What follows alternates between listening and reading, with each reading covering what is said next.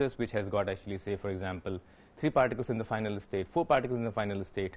So is there any general structure, general understanding, or this process has to be continued forever? This is what basically we want to address. So today we are going to talk about reduction of higher point functions, which requires introducing certain objects which allow you to extract the tensor coefficients without any ambiguity. Because I had shown you, if I want to, say for example, do the reduction of C mu nu, which is basically L mu L nu with 3 propagators, this would mean I need to know coefficients of G mu nu, so let's call it C00, and I need to know 3 more which corresponds to P1 and the coefficients of Pi and Pj, and there are 3 of them. So 4 of them are there, and what we were doing in the case of bubble, we were multiplying with the available external momenta and the metric tensor to obtain these or extract these coefficients. Okay. So instead of actually doing continuing with that procedure, which basically looks quite inefficient, we are going to basically do this more systematically and define certain objects, introduce certain objects which are going to uniquely capture these tensor coefficients in the tensor decomposition of a given tensor integral. Okay. So let's do that. So I begin with basically 3-point function, and I think doing that would show very clearly that how this process has to be extended for the case of 4-point function and so on. Okay. So in the case of 3-point function, what is important that I will have two independent momenta, P1 and P2, right? So imagine I have a 3-point function, so a particle decaying into 2 particles. Okay, that's some physical process, but I will consider all the momenta to be incoming, and whether they are outgoing or incoming, that can be set by appropriately choosing the sign. So in case of a 3-point function, P1 plus P2 plus P3 is equal to 0. So P1 and P2 are independent and P3 is dependent. So we'll come to that. Before that, let's basically construct some objects. So if I have P1 and P2 two linearly independent vectors, so this linear independence is important right now. I can actually construct a vector something like V1, which is a linear combination of P1 and P2. Okay. And I want this vector to have a property that V1 dot P1 is equal to 1, but V1 dot P2 is equal to 0. Okay. So a linear combination of P1 and P2 with this property. There are 2 equations, the 2 unknowns. You can actually solve them. So this equation in the matrix form looks like P1 is squared, P1 dot P2, P1 dot P2, P2 is squared, A and B. Okay, these 2 equations, V1 dot P1 is equal to 1 and V1 dot P2 is equal to 0. This is what it gives you. Okay. So solving for A1 and A2, therefore knowing actually what such a V1 would be means that I need to basically invert this matrix, and inversion would require that the corresponding determinant exists. Okay. So in the literature, this matrix is known as Gram matrix, and the corresponding determinant, which I will denote by, so this matrix I will denote by G2 corresponding to P1 and P2, P1 and P2, and the corresponding determinant as delta 2 P1 P2, which is just this determinant. So P1 is squared, P2 squared minus P1 dot P2 whole squared. Okay. So Gram matrix and Gram determinant. Now you can actually very easily invert this matrix, which I am going to write as G2 inverse P1 P2, and that is given by 1 over delta 2 P1 P2 P2 squared minus P1 dot P2 minus P1 dot P2 and P1 squared. That's what basically the inverse matrix is, which would allow you to know what A and B are. Okay. So now you can actually plug this here. Okay. AB equals G2 inverse 1 0, and you would know what A and B are. So I will directly write what this V1 mu vector is. So V1 mu equals P2 squared over delta 2 P1 mu minus P1 dot P2 P2 mu. Okay. And this expression, okay, so this is the value of A and B, which you can directly actually read from here, this and that. And this expression can be written more compactly by using or introducing what is called generalized chronicle delta. So let me write it down and then I'll explain. So 1 over delta 2 remains outside the determinant, and I introduce delta mu P2 P1 P2. So I can write this whole expression in terms of this quantity, which is a generalized chronicle delta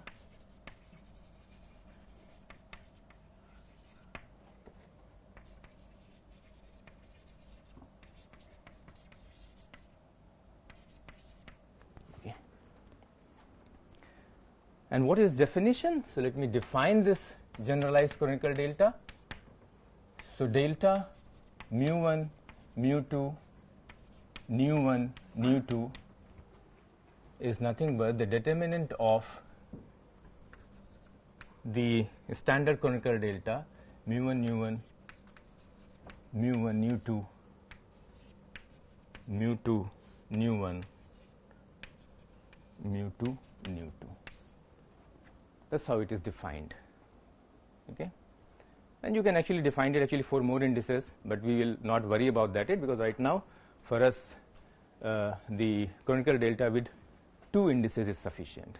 Okay, I'll mention basically why we need this an object. It's a very beautiful object, especially if you want to compactly describe something.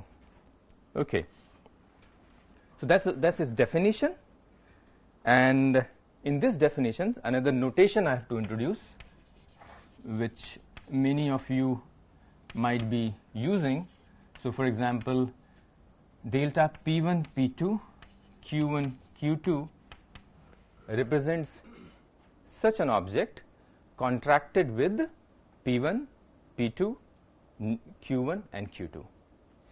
Okay, so whenever there is a contraction, I basically replace the index by the contracted momenta. Is this fine? Okay, so you can clearly, now using this definition, you can clearly see. So yeah, I'm not so okay, let me actually, for the sake of completeness, write it. Mu 1 mu 2 nu 1 nu 2 is P1 mu 1 P2 mu 2 Q1 nu 1 and Q2 nu 2.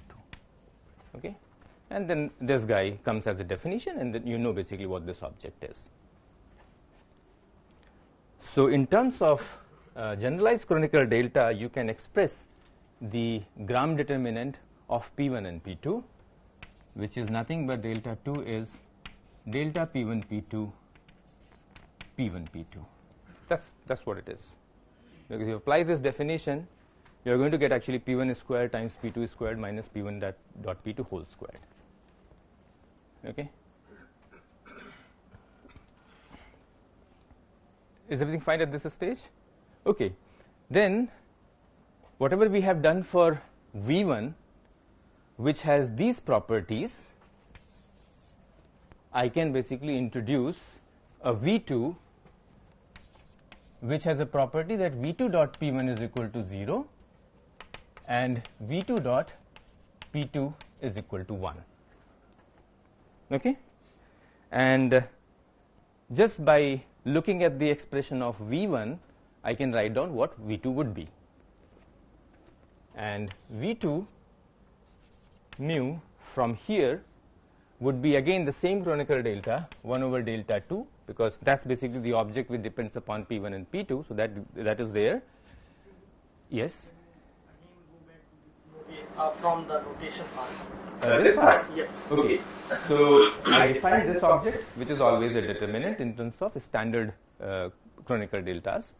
And then when I write delta P1, P2, Q1, Q2, it means that all these indices, they are contracted with momenta. So for example, here I expanded that what it is. This is delta mu1, mu2, nu1, nu2, this object, and where P1 is contracted with the mu1, P2, which is sitting here, is contracted with mu2, Q1 is contracted with the nu1, and Q2 is contracted with nu2. So this is the notation just basically for the compactness, but that's what they mean. Yeah, so delta 2, now you basically put the same definition, except that you will have P1, P2, and again P1 and P2. Then you basically take this definition of this object and contract everything. So you are going to come across P1 squared here, P2 squared here, sorry, P1 dot P2 here, P1 dot P2 here, and P2 squared here, which is nothing but the definition of Kronecker delta. Okay, I will write it here, just P1 squared, P2 squared minus P1 dot P2 whole square. Okay. So let's write basically V2 vector directly looking at that expression. So what I'm expecting, when I wrote actually V1, I had basically mu here, and it was contracted by P2. When I write actually V2, you are going to see that mu would be here, and here you would be having P1. Just by actually symmetry you can do. So this my vector delta P1 mu and P1 P2. Okay, so I have constructed two vectors V1 and V2, which are linear combinations of two linearly independent vectors P1 and P2. Okay. Okay, so at this stage you can basically do a simple exercise that the inverse this matrix, okay, this matrix, which is the inverse gram matrix, is basically gram matrix of V1 V2. Inverse gram matrix of P1 and P2 is nothing but the gram matrix of V1 and V2. The definition remains same. Okay, just do this simple exercise. It will allow you to familiarize yourself with these objects. Okay, so here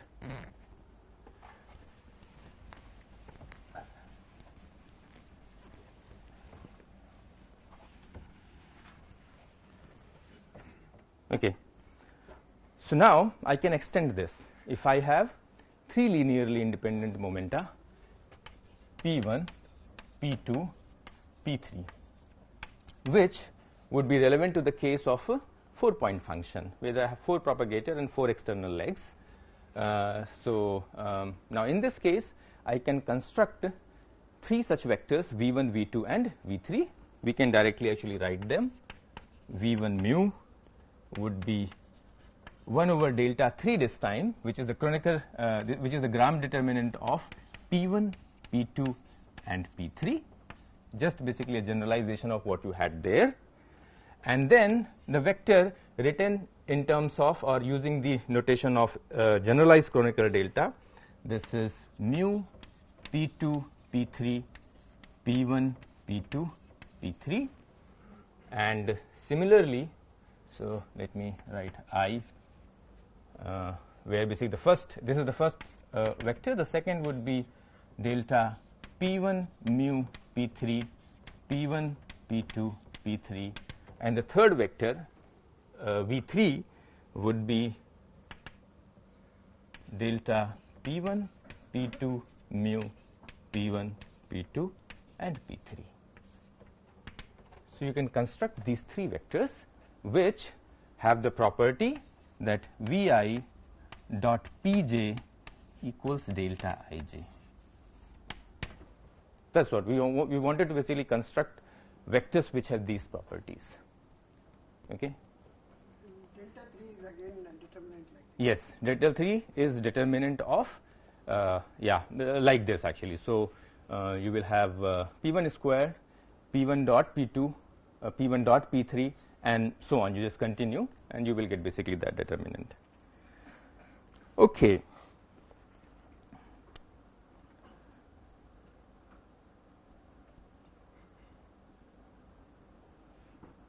Okay. So, you can imagine you can actually continue this process. Just I'll tell you basically the linearly independent set of momenta, and you construct basically these kind of vectors, which in literature are also known as dual vectors. So one remark basically which I can make at this stage, that they will be useful in the reduction process. Point number one. That's why we are doing this thing. And all these things, as you see, they are written in terms of generalized chronicle deltas. And this generalized chronicle delta, they can be defined in any dimension. So unlike, say for example, this epsilon tensor, which you can define only in integer dimensions, this by definition can be introduced in any dimensions. So with the help of these objects, your reduction in d dimension can be executed without any ambiguity. Okay. Yes. Which property? G2 inverse P1. Yes, it does. Yeah, especially because of this. This is what basically governs. Okay. Because we will be using another object, it's just a representation. So, for example, told you this you can have in any dimension. But suppose that I am in integer dimensions. Then, if I am in the integer dimension, I can actually define or introduce this object called epsilon tensor, which is completely antisymmetric in its indices. In that case, you know that the chronicle delta p1, p2, pm and q1, q2, qm, this is actually a determinant, right? By definition, it's a determinant of those objects. And if you recall, determinant can be expressed as product of two epsilon tensors. Okay, so that tells you that you can write them down: p1, p2, pm, epsilon q1, q2, qm. Okay, and this, as I said, basically I can always do if I am in the integer dimensions. And why do I do it? Because in integer dimensions, I have a different representation, in some sense actually simpler representation for these guys. So, for example, my V1 mu, which is basically here, it would be written in terms of epsilon mu P2, P3, first term, and the second term is epsilon P1, P2, P3. But in the denominator, I have object which is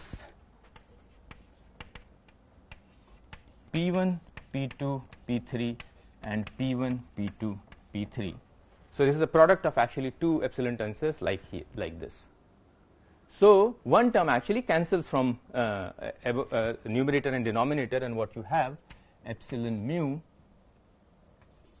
P2, P3 divided by epsilon P1, P2 and P3. Okay. And similarly for V2, V3 and so on.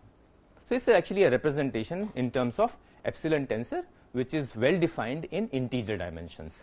This would be useful when we will talk about reduction of pentagons.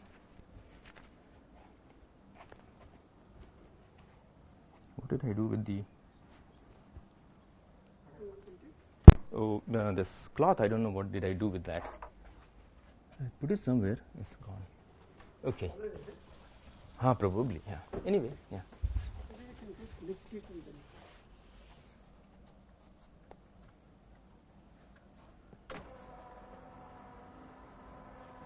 Oh, yeah. So I should not do that. Sorry.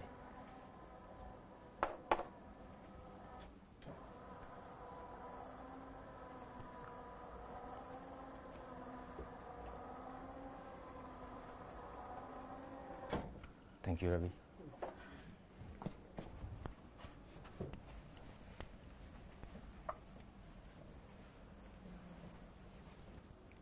Okay, so we will soon return to P1 and P2, but this is just a generalization. And at this stage, there is a simple exercise that you can do. Delta P1, P2, Pm mu Q1, Q2, Qm mu, where these are actually contracted indices, and you show that this is nothing but d minus m delta P1, P2 up to Pm Q1, Q2 up to Qm. Okay, where d is the space-time dimension and m is the dimension of the set of linearly independent momenta. So if I am actually if I am working with P1 and P2, m is 2. If I am working with P1, P2 and P3, 3 linearly independent, that space has dimensionality 3. Okay, so this you can actually show very easily by using the definition. Okay, so I have introduced this one object, vector VIs. So all has been done. Basically, this index and this index has been contracted, and you have to show that this is nothing but everything here, which is P1, P2, Pm, this multiplied with d minus m, where d is the space-time dimension and m is the dimensionality of the space of the linearly independent momenta. Okay? Yes? This equation is only for integer dimension. Yes, this representation you can say. I have canonical data representation for these vectors, and I have basically epsilon tensor representation. That is totally different from what we do in 4 dimension. Sorry, what do we do now? So this epsilon has 3 indices. Yes. So actually I don't understand why we say integer dimension. Oh, integer dimension because this antisymmetric property. I mean, so epsilon tensor, by definition, they are defined in. So, for example, in 2 dimension, I will have epsilon mu nu. If I am in actually 3 dimension, then I would have epsilon mu nu rho. So, see, this is the dimensionality of the space of the linearly independent vector. So, the Lorentz indices are in 4 dimension; those are space-time dimension. But then, when I say basically epsilon mu nu rho, okay, I am basically this 3 index actually represents the space in which the linearly independent vectors live, and that's why basically it is important to appreciate what this d and what this m is. It's important. It's going to basically play a very important role in executing the reduction of higher point functions. Okay. Delta is the determinant. Yes, that's the definition. But the determinant is always in integer dimension. So how you can say that this generalized method delta is defined in any dimension? So what do you mean basically determinant is like defined in integer dimension? I mean, when you execute a determinant, so it's like integer. That's the dimensionality of the space, right? Whether it's a 2 cross 2 or 4 cross 4, that's basically that structure. But I'm talking about the space-time dimension. For example, mu can live basically in any dimension, the space-time dimensionality. The m is always an integer because I cannot basically introduce linearly, I mean at least I don't know how to introduce basically linearly independent 3 vectors out of which, like which has dimension actually say 2 minus epsilon or 2 plus epsilon. Okay. Yes. And there is actually no reason to do it because we will see that these momenta, these are external momenta, okay, and we can actually very well take them in the 4 dimension. Yeah. There are one dependent momentum. In 3 point it is P3 and yes. 4 point it is P4. P4, yeah. Suppose we have 6 momentum. Yes. And then we have 4 dimensional. So yes. the both momentum we can write in terms of these 4. Exactly. Yeah. How can we write this then? How can I write what? This delta, generalized delta function. Because You want to write down the generalized delta function for what? For which set of momenta? There are six momentum, Yes. and I since 4 will be independent and 2 will be dependent, Yes. then can we write this delta function in that case also? Yes, but for the 4, not for the 6. Right? Because whatever I have constructed, the precondition is linearly independent vectors. And as you yourself said, I would have basically only 4 linearly independent in 4 dimensions. So the meaningful object to define is a chronicle delta with 4 indices in 4 dimensions. Right? Otherwise, basically, whatever you write, you can actually certainly write, and you will find it is 0 because of the linear dependence. What's the point of considering these properties if you got P1 equal to 0? Which property? If you got P1 equal to 0 and This property. We will see. Yeah, I'm introducing basically them to use, not just basically to do mathematics. Okay.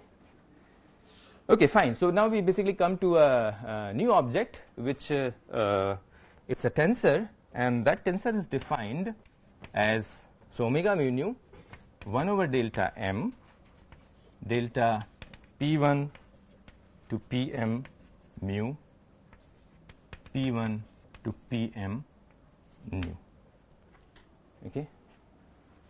So this is the object where I have basically these tensors mu and nu, 2 indices. Use the definition, and you can show that this is nothing but delta mu nu minus sum over I equals 1 to m vi mu pi nu. Okay. So I define basically this another object. Okay. What are the properties of this object? The first property that we should notice is omega mu mu. When I contract them, I get d minus m. Okay, just basically from here you can see. And what is this d minus m? So d is the space-time dimension, m is the dimension of linearly independent momenta. So in this is basically, you can say this is the dimensionality of the space which is transverse to the space of momenta. Right? That's what it is. Okay. And this is from the point of view that any vector in d dimension has to be written down in terms of d vectors. So m vectors are like m number of vectors I already have, and I need basically d minus m to completely express the vector in d dimension. So I need to basically always know what is the dimensionality of my vector space, the momentum, and the transverse space.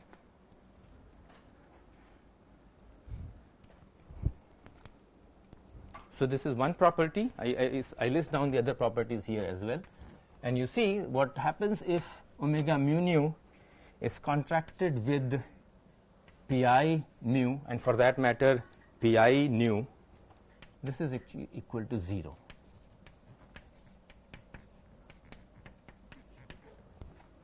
Okay. That's the second property.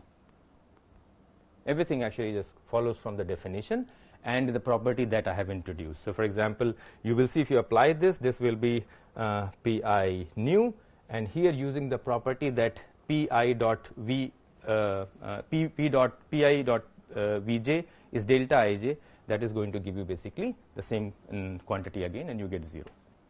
Okay. And the third property that you notice is omega mu nu, omega nu rho is nothing but omega mu rho. Okay. So all these three properties of this tensor, it is basically what it is doing, it is actually, it's a projection. It's a projection on the space which is transverse to the space of momenta vector, because it is actually killing your momenta vectors. Okay. It is basically leaving you with the dimension which is the dimensionality of the transverse space, and when applied twice it gives you basically that quantity again. Okay. So these are the properties of the projection operator.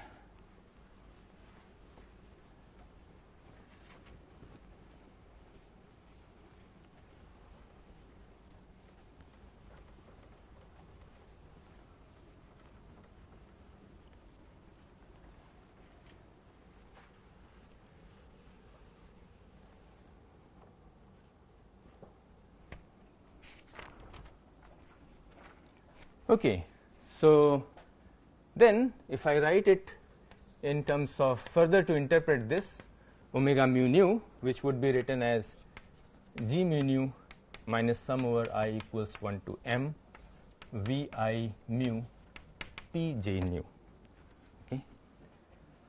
So this is your actually full metric, right, in d dimension. That's what actually your metric is. And let me denote this as g hat mu nu. And the g hat mu nu, what is its property? G hat mu mu gives you the dimensionality of the space spanned by the linearly independent momenta. Like this g mu nu, when contracted, it will give you the dimensionality of the space time. Okay? And then when this is contracted with, say, pi mu, it gives you pi nu, which is exactly the property of the metric, but in the space of linearly independent momenta. Okay? Pi nu. Oh, here. Summation. VI.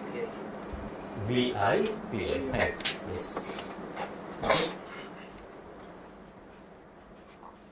So this basically you can interpret as the metric for the transverse space. This is the metric for d-dimensional space, metric for the space of linearly independent momenta, and therefore this can be interpreted as a metric for the transverse space.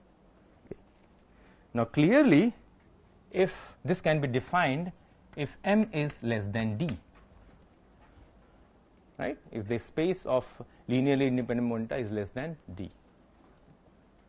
Otherwise, by definition, omega mu nu is equal to 0 if m is greater than or equal to d, right? Because if m is greater than or equal to d, that means basically there is no, the dimensionality of the transverse space is 0. And for the same matter, I mean, if your m is larger than that, that means basically you already have a sufficient number of vectors in terms of pi's to span the space. Okay. And it is going to be useful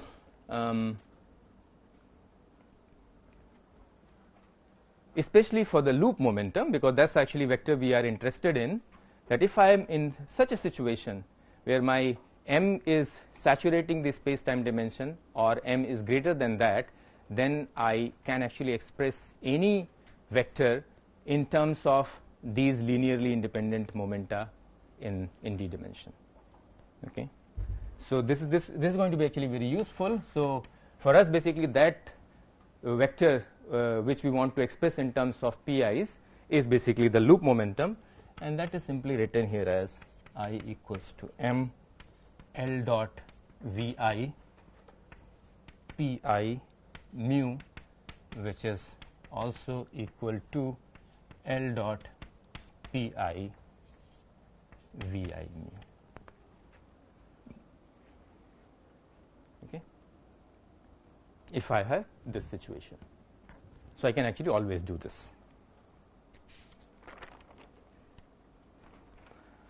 So is everything fine at this stage? This part? Yeah. So all I was saying basically that the object that I have introduced, this tensor omega mu nu, it has a property of a projection tensor, and what it is doing actually, it is actually a projection operator in the transverse space to the space of linearly independent momenta, and this gets basically interpreted for the same reason as a metric for that space. Okay.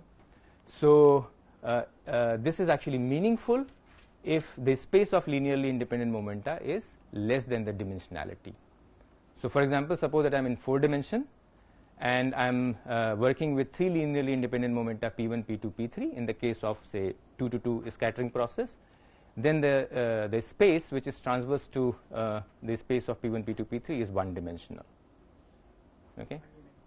So yeah, so as I said, if I am actually in 4 dimension, okay, and I'm working say 2 to 2 process, which would have actually three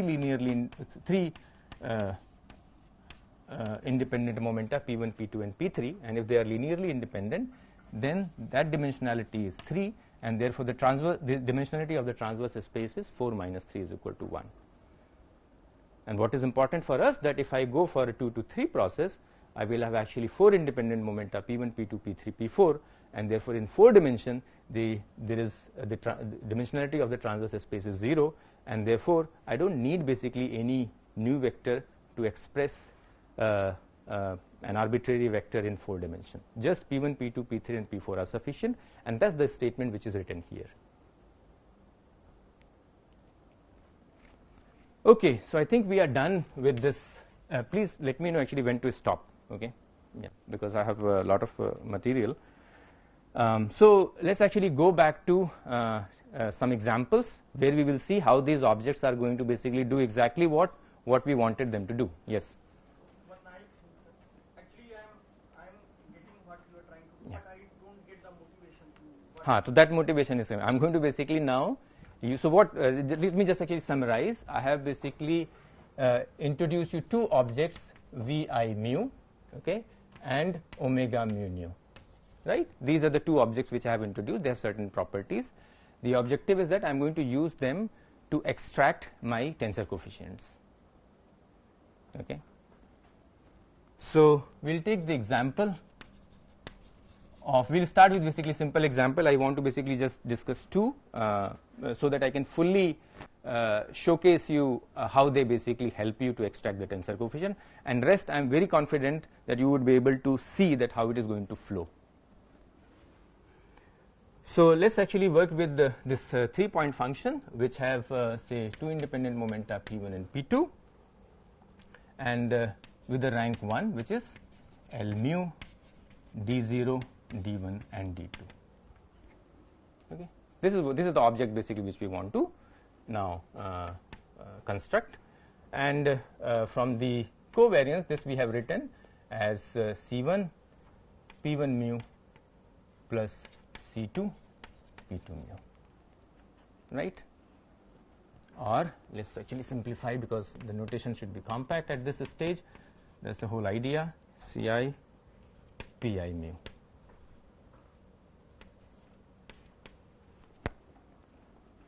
Okay. At this stage, I want to actually bring one change, because I need them very badly. And what is that? Is that, you see, I have written them in terms of these P1 and P2, which are external momenta. And in that case, my D0 is L squared minus M squared, D1 is L plus P1 whole squared minus M squared, D2 is L plus P1 plus P2, because I took all of them to be incoming. This is what it is, right? That's what. But instead of actually working with the set of P1 and P2, I would like to work with the set of Q1 and Q2, which are like this. Q1 is equal to P1 and Q2 is equal to P1 plus P2. This is just for the organizational purpose. I mean, these are equivalent whether you work with P1, P2 or Q1, Q2, which are their linear combinations. Is this acceptable to you? Okay, because the whole idea is that then in every denominator I would have actually L plus 1Q, and when I basically write down a dot product, I would be basically able to just express, and every time I would be able to express them into one of the denominators minus D0. Okay, so we will see. So I go to Q1 and Q2, and now whatever actually V I had introduced, now that should be basically for Q1 and Q2. So let me call them now U1 and U2. It's just basically relabeling, nothing else. Everything that has been said, relabel with the P with Q and V with U. Okay, so C mu is L mu, and this is Qi mu. Okay. What do I want? I want Ci. What do I need basically to extract this? I need to basically multiply with Uj. because I know the property that uj times qj is going to give me delta ij. Right? Remember this property of the dual vectors, qi dot uj, which was earlier vi dot pj, that's delta ij. So I just basically need that. So ci is L dot ui divided by d0, d1 and d2. That's what it is. Agreed? Ci is just this. And now I use the definition of ui in terms of qi that we have expressed earlier. So this is sum over j ui dot uj times L dot pj divided by d0, d1 and d2. So I have written down ui in terms of qi, because that's what basically we have solved earlier, v in terms of p and therefore u in terms of q.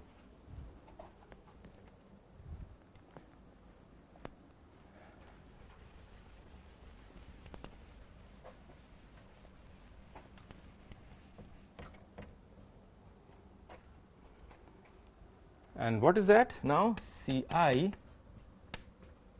is sum over j ui dot uj, and you expand that as half dj minus d0. This we have done actually many times, so I am directly writing it, qj squared.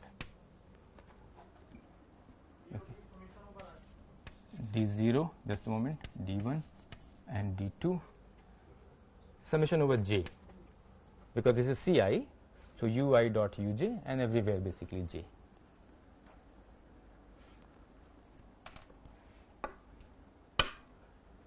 Okay, and now this can be written as ui dot uj half.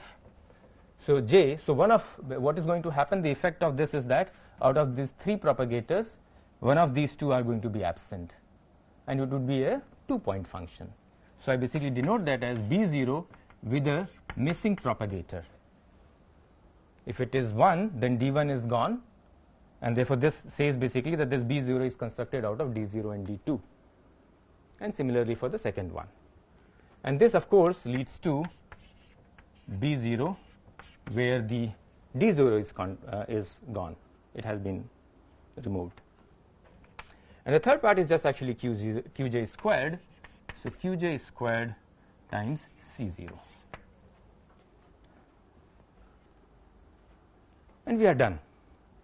I know basically my ci in terms of c0 and reduced b0s, which are obtained by eliminating one of the propagators. Is this fine?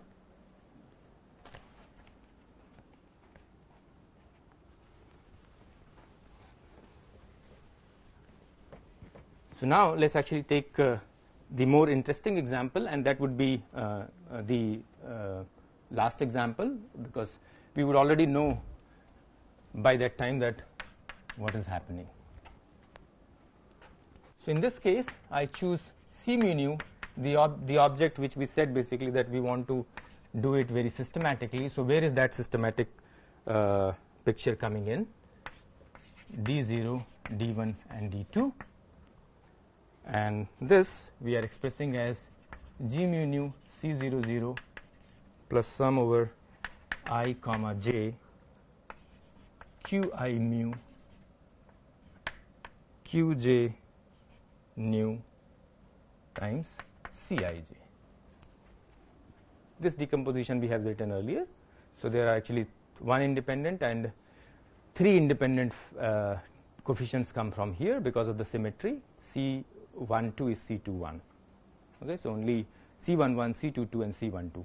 So total 4. Okay. Now what do I want to do?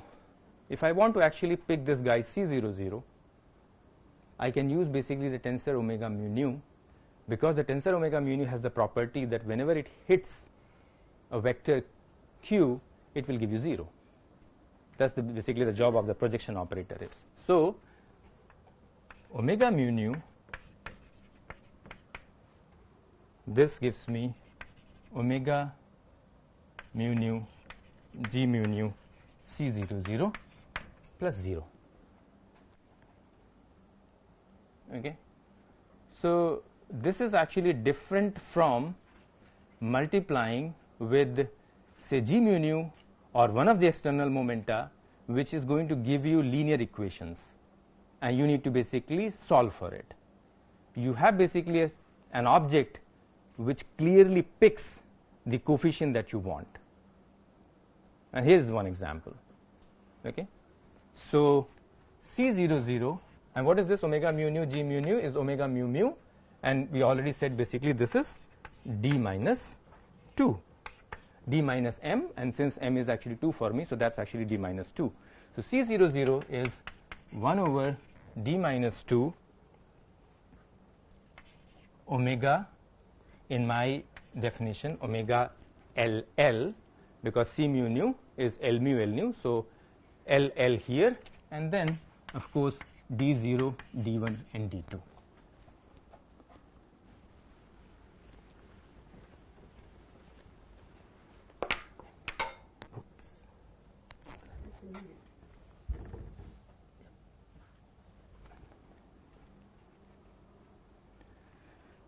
Okay, so we are almost there. I need to basically just do little bit of this to show you that again, using only the properties, you don't have to do actually much, just a couple of more lines. So what is omega LL? Omega LL is L squared. Use its definition, which is omega mu nu is g mu nu minus g mu nu hat, which is expressible in terms of q and u. So this is L squared minus I equals 1 to 2 L dot ui L dot qi, okay, and okay, I leave it here, divided by d0, d1 and d2. This is what I have. Okay, and again I do the same thing. L square I can write down as d0 plus m squared minus sum over I from 1 to 2 L dot ui, let it remain like this, we don't need to worry because we can't do much here right now, but this is actually L dot qi, which we can again express as half di minus d0 minus qi squared, and everything divided by d0, d1, d2, d0, d1 and d2. Okay. So just to actually save some time, I will actually directly write down the result, but there are actually some remarks. You will see there is some simplification. You will see that this term is actually 0, and let's quickly actually have a look at it. So for example, di, what is it going to do? It is going to basically remove one of the propagators. Say for example, say d1. If it is d1, then what I have here is L dot u1, right? When d1 is here, what you have actually d0 and d2. So it's actually first rank 2-point function, which depends only on q2. So when you expand it, you are going to basically get q2 dot u1, which is by the property it's 0. And the same thing is going to happen with the second term. When it is actually 2, then this guy is gone, and here you have u2.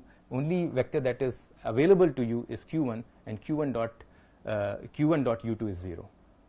So these properties, no, they if you implement them, they are going to basically simplify enormously, and very quickly you should basically arrive at the result, which is b0 obtained by removing 0th, m squared c0, oh sorry, overall factor, oh, I will directly write c00 is equal to, we can do it in the tutorial, it's not actually difficult, and by this time I think you already know what this organization is.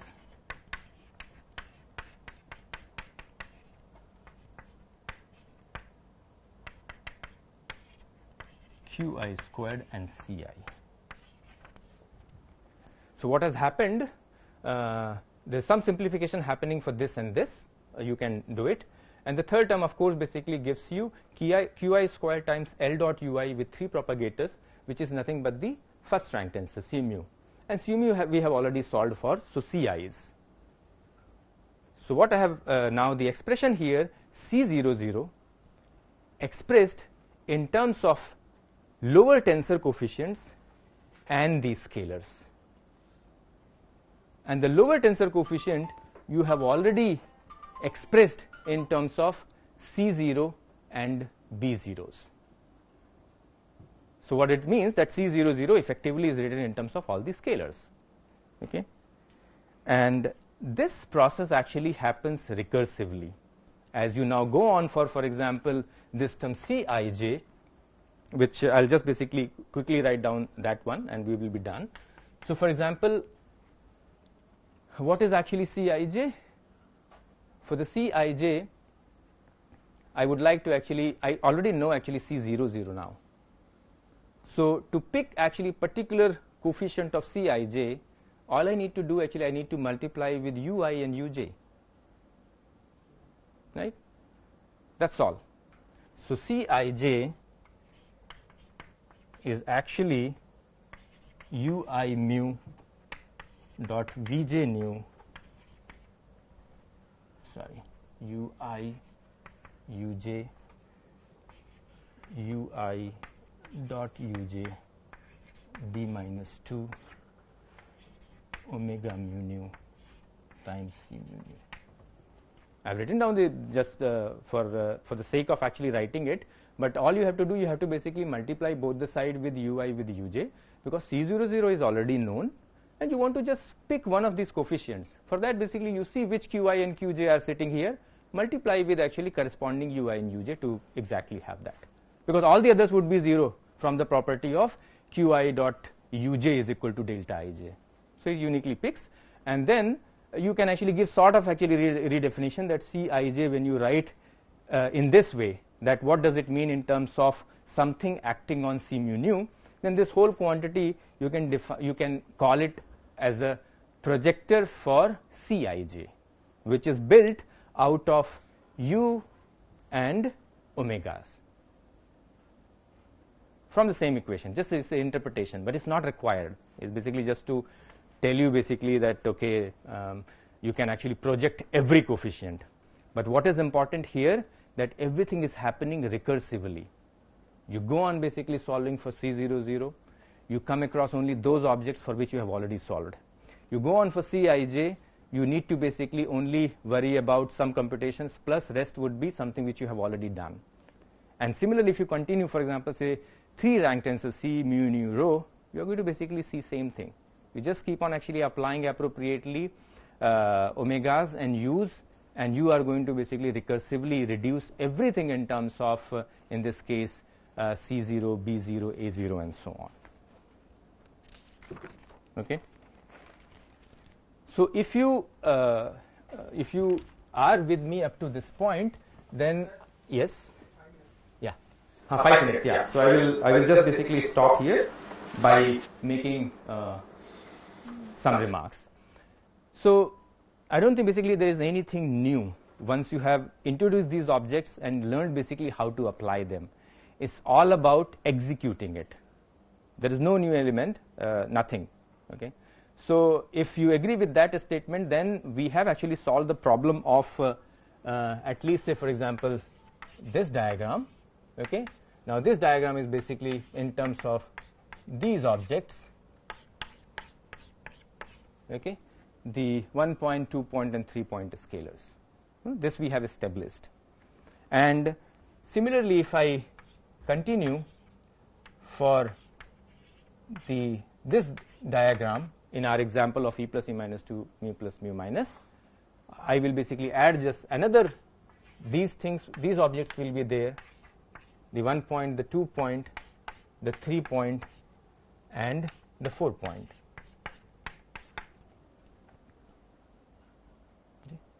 I hope we can basically believe that whatever we have done, it can be executed up to this point, and therefore as far as the full one loop amplitude for that process is concerned, I can symbolically write that one loop E plus E minus 2 say mu plus mu minus, nothing is process specific here, I will tell actually what is happening, but let's stick to E plus E minus to mu plus mu minus. Then what I have, AI A0 I plus BI B0 I's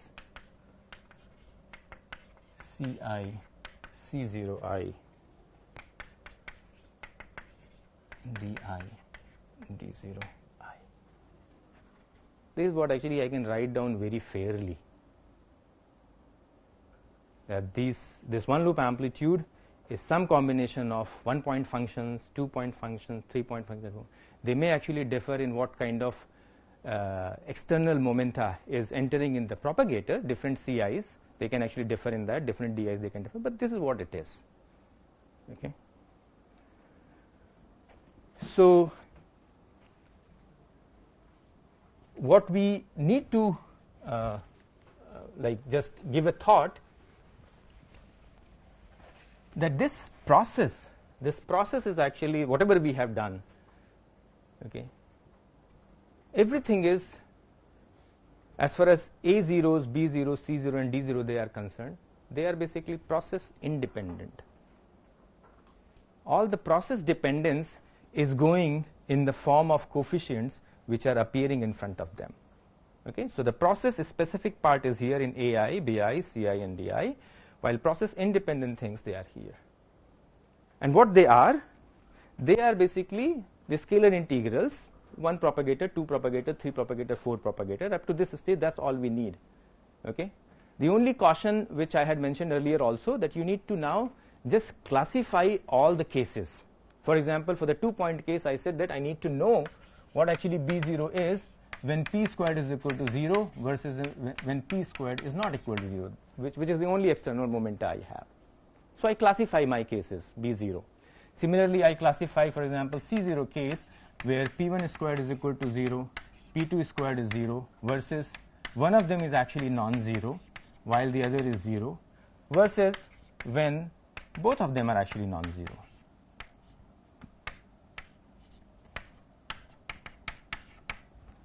Okay. These are all classifications with respect to the external momenta virtuality, and similarly for D0 and so on. So these are actually finite in numbers. Once you actually classify them, you solve for them for A0, B0 and D0. The other thing is, which we have not discussed yet and we will probably discuss in the next lecture, is like the external virtualities, you should also basically specify that what are internal line masses. The case basically I took, to have simplification, algebraic simplification, I said all the masses are same. They can be different, there is no issue. However, if certain masses are actually 0, non-zero, the procedure actually goes on. But the evaluation of the C0s, D0s, they also basically depend whether certain internal lines are masses or massless, because like ultraviolet singularity, when certain lines go massless, there is another kind of singularity which is known as infrared singularity that can also be part of that structure. Okay. But up to this point, what you have seen that all the ultraviolet singularity for any one loop amplitude is introduced by A0 and B0. This we computed explicitly. This is log divergent. Okay. It also appears as 1 over epsilon pole. But C0 and D0 from the naive power counting, they are ultraviolet finite. Okay. So whole UV structure is appearing from here. That's actually point number 1. So I still 2 minutes, or I should stop? I can stop. 2 minutes. He gave me 2 minutes only. Okay. So as I said, basically these are the situation. For example, just to emphasize, I'll come to that point later. But so these are actually practical. No. For example, if you are studying, say, Higgs decay into 2 photon, see, so the kind of actually process you have to compute this kind of a loop diagram, which falls basically in this category, that both the photon is massless, so P1 squared is equal to P2 squared is equal to 0, versus basically if I have photon and Z, that decay basically also exists, and this is the case where you have P1 squared is equal to 0, P2 is non-zero. Or for that matter, you basically decay Higgs into Z L plus L minus. That's the basically 3-body decay for the Higgs boson, where this is massive, therefore P1 squared is non-zero, and this is this photon leg, or this could be a Z also, is connected to L plus L minus. So this is need not be basically on shell for the photon case even, and therefore you fall basically in this category. So this part is process specific. So which set of actually scalar integrals which have been classified like this will be used to solve a particular problem related to a process, that would be dictated by that process. But you need to basically do it only once, and this has been done. Okay, there are literature on this. All of them are actually well classified, documented in the form of a library. You have to basically just use it based on which process actually you are working on. Okay.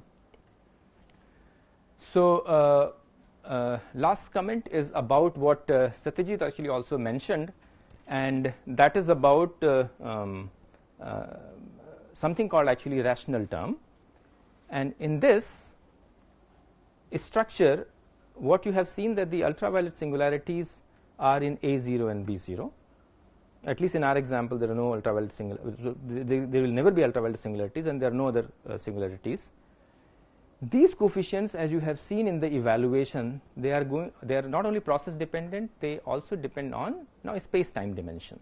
For example, C00 had this 1 over d minus 2, which in 4 minus 2 epsilon is 2 plus 2 epsilon, or 1 over 1 plus epsilon. Okay. Now, because these are actually epsilon dependent terms, when they hit 1 over epsilon poles, you basically get a finite contribution. Okay. So these finite contribution, they exist when you do this reduction of these tensor coefficients. So tensor coefficients, you can basically always extract these finite pieces, and they are universal, because reduction has nothing to do with the process. Reduction is universal process. So whatever d-dimensionality you have there and the pole structure that you have there, okay, that gives you that finite piece, and the collection of all that finite pieces for a given process is basically the rational term, or that finite term for that process. But this rational term, you can actually appreciate their origin is in the tensor reduction, therefore they are universal, and they can be actually computed once and for all. Okay. So sometimes basically one would also write down the one loop amplitude, if I just ignore for the massive case, massive internal lines would be in 4 minus 2 epsilon would be something over epsilon plus a finite piece, okay, which is, and a rational piece. Okay. These finite pieces are appearing from the finite part of the scalar integrals, but this R is appearing just from those contributions which are order epsilon times 1 over epsilon. Okay. So I can stop here, and then in the next class we will talk about the reduction of penta, hexa, and so on. But we will see that it only takes solving penta and making an argument about the fact that the transverse dimension is 0-dimensional. Therefore, the problem, if it is solved at the penta level, it is solved basically at the hexa and any point level. Okay. Okay. I'll stop here. Thank you.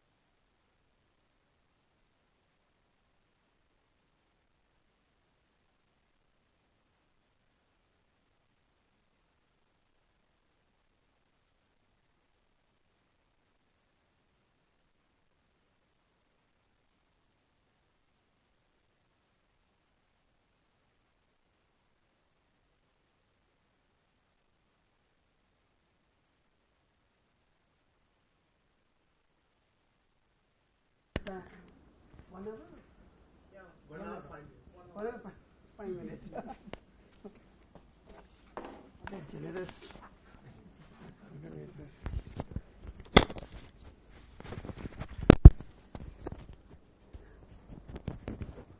Okay.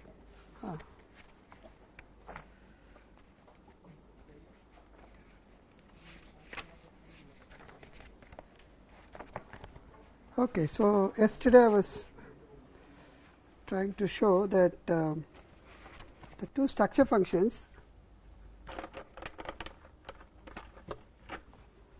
W1 and W2 in Bjorken limit depend only on one scaling variable. It does not depend on two independent invariants. That was what I tried to establish. Okay, if you take Bjorken limit, let me just put Bj in short. Okay.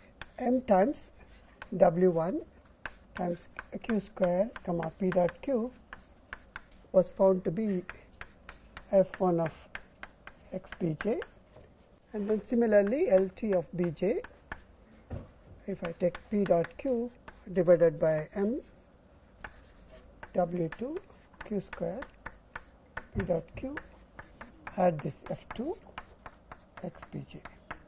Okay, there is no dependence on q square. Okay, this x bj is q square by 2 p dot q. Okay, you can also check whether it has a very finite limit. Okay, now you just substitute this in your formula. Okay, d square sigma t omega prime d prime. This is your double differential cross section, which we know is simply q power 4, and then you have 2m by q square in terms of this new variable, variables. This is in, let's say, DIS. Assume that it is in Bjorken limit. Okay. That means you really have this limits. Okay, this is 1, and then you have another term which is 2 by capital M times f1 of x bj times sin square theta by 2.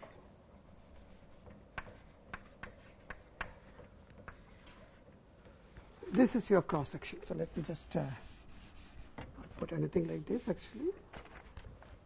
So let me just. So this is your proton. This is px e minus p whole square. Okay, this is your cross section. This angle is actually center of mass angle. Okay, now I'm going to do a little manipulation with this. Rewrite this expression as a kind of an integral. Okay, what is that integral? So I'll just write this as integral x bj to 1 dy by y times f2 of y times this quantity 4 alpha square e prime square divided by q power 4 times 2 times small m. I'll tell you what this small m means. Q square cos square theta by 2 times delta 1 minus x bj divided by y. This is my first term. Second term, let me just write it down explicitly. This is first, and then plus integral again x bj to 1 dy by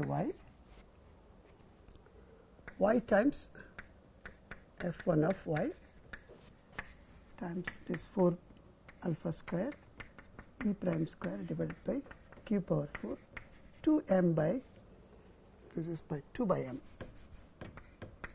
small m.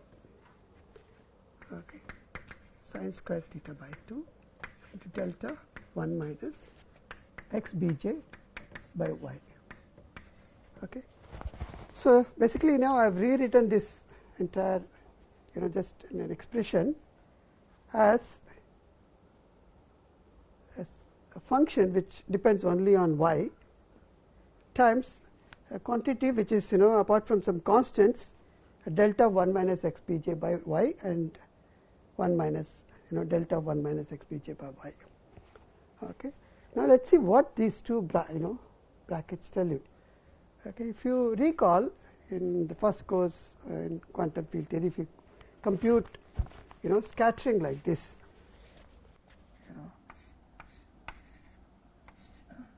scattering of, electron on a muon.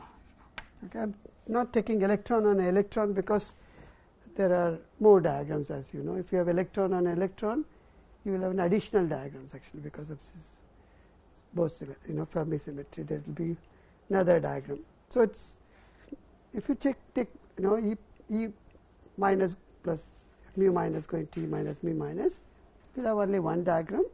And if you calculate this quantity, okay, exactly like this, I'm just doing this, I'll connect these two. It will be the cross section where F1 and F2, without F1 and F2 actually. For example, if you just look at the cross section for this, it will be 4 alpha square E prime square times delta function plus this quantity without this F's. Okay.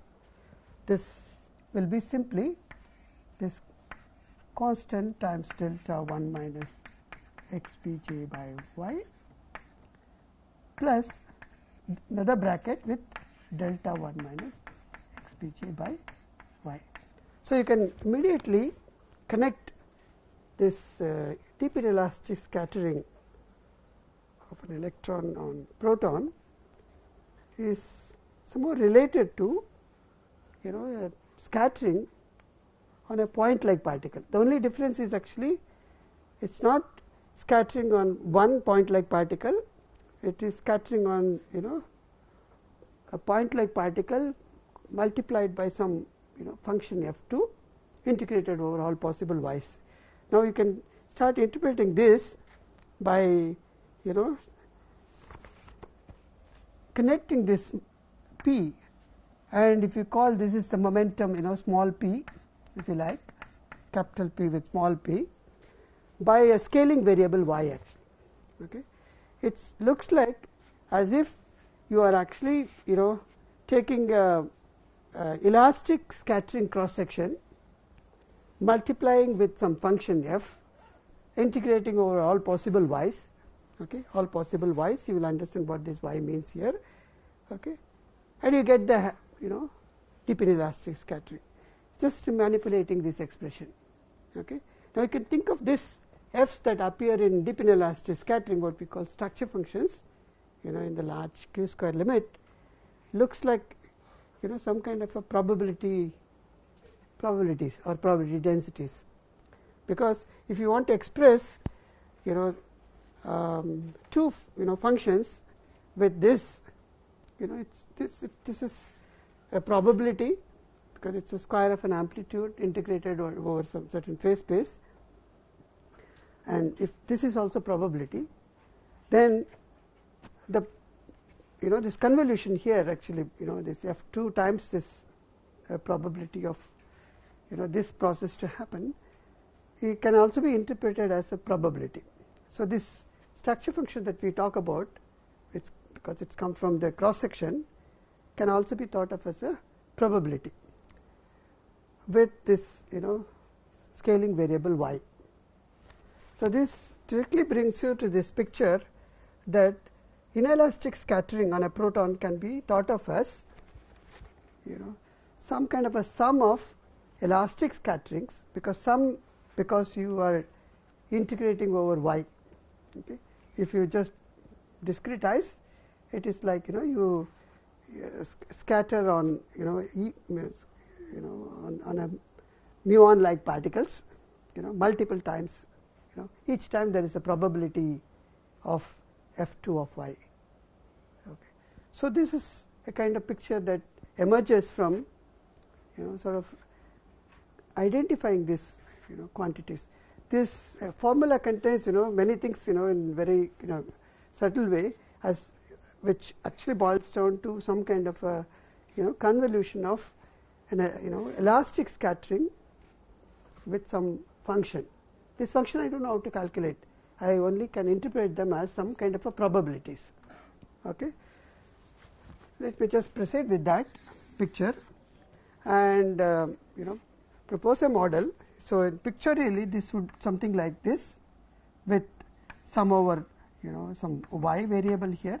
This is a function, this cross section is function of x b j by y, and this function is actually f of y. Okay, so it is sum of elastic cross sections weighted by certain functions called f of y. Okay, this structure function that everybody talks about are nothing but some probability functions. Okay, now let's see whether we can actually set up a model based on the picture that we get actually here. Okay. What's the physical interpretation of this elastic scattering at each point of y? Each point of y. Yeah, I'll try to explain this actually. Now if you see, I'll show you how this xpj comes about, and then you will understand clearly.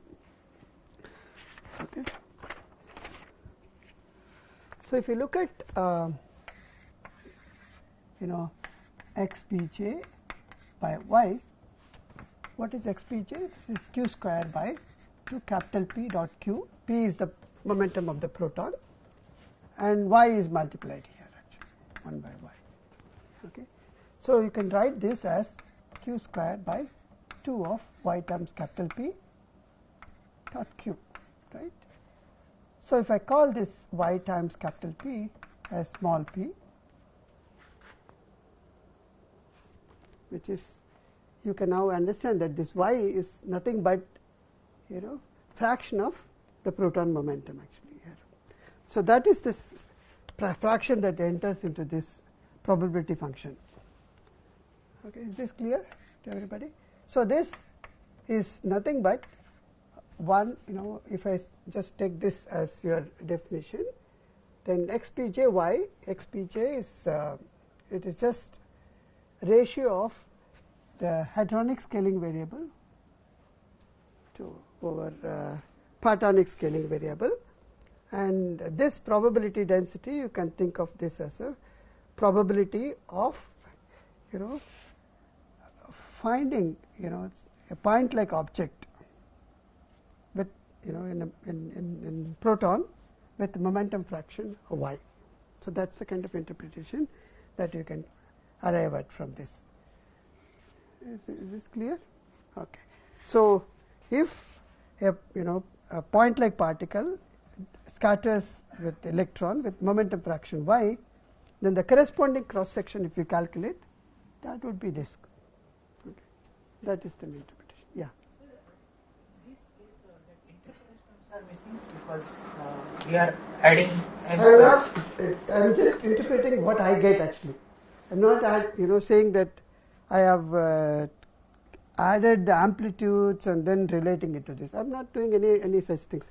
I'm just trying to look at this expression by just simple manipulation. I can show that the hadronic cross section is weighted sum of elastic scatterings on a point like objects. Okay, each of them carry momentum fraction y of the proton's momentum. Okay, that is I am not even saying that what this object is actually, but we'll see what. All I know is actually, because these are cross sections are probabilities, f2 and f1 should also be probabilities. So it's, and this is the weighted sum of all the elastic cross sections actually. So somehow this picture that we all read in textbook Parton model, that emerges naturally actually here. Yeah. So when you introduce the y in the integration, Yeah. it's just from the mathematics. Just from some simple algebraic. Yeah. And but when you define this y capital P equal to small p, that is your choice. Like it's not my choice. I'm just you can write any function f of x as I can write it as integral of some f of y, some delta of 1 minus x bj by y. Appropriately I can choose this. If y is there, then must be y times this x bj to 1. This is always true. No? y capital P equal to small p. Not defining actually. Naturally comes, no? If I just substitute, if I just introduce the delta function so that this and this are equal, and if I calculate xbj by y, it simply means the entire thing is actually simply 1 by q square by 2 small p dot q. This is what actually, this is nothing but Bjorken variable at the pattern level actually. Okay, it's exactly like a scattering with scaling variable zbj. No? So I will proceed because I have very little time. So now I propose model based on this, which is called pattern model.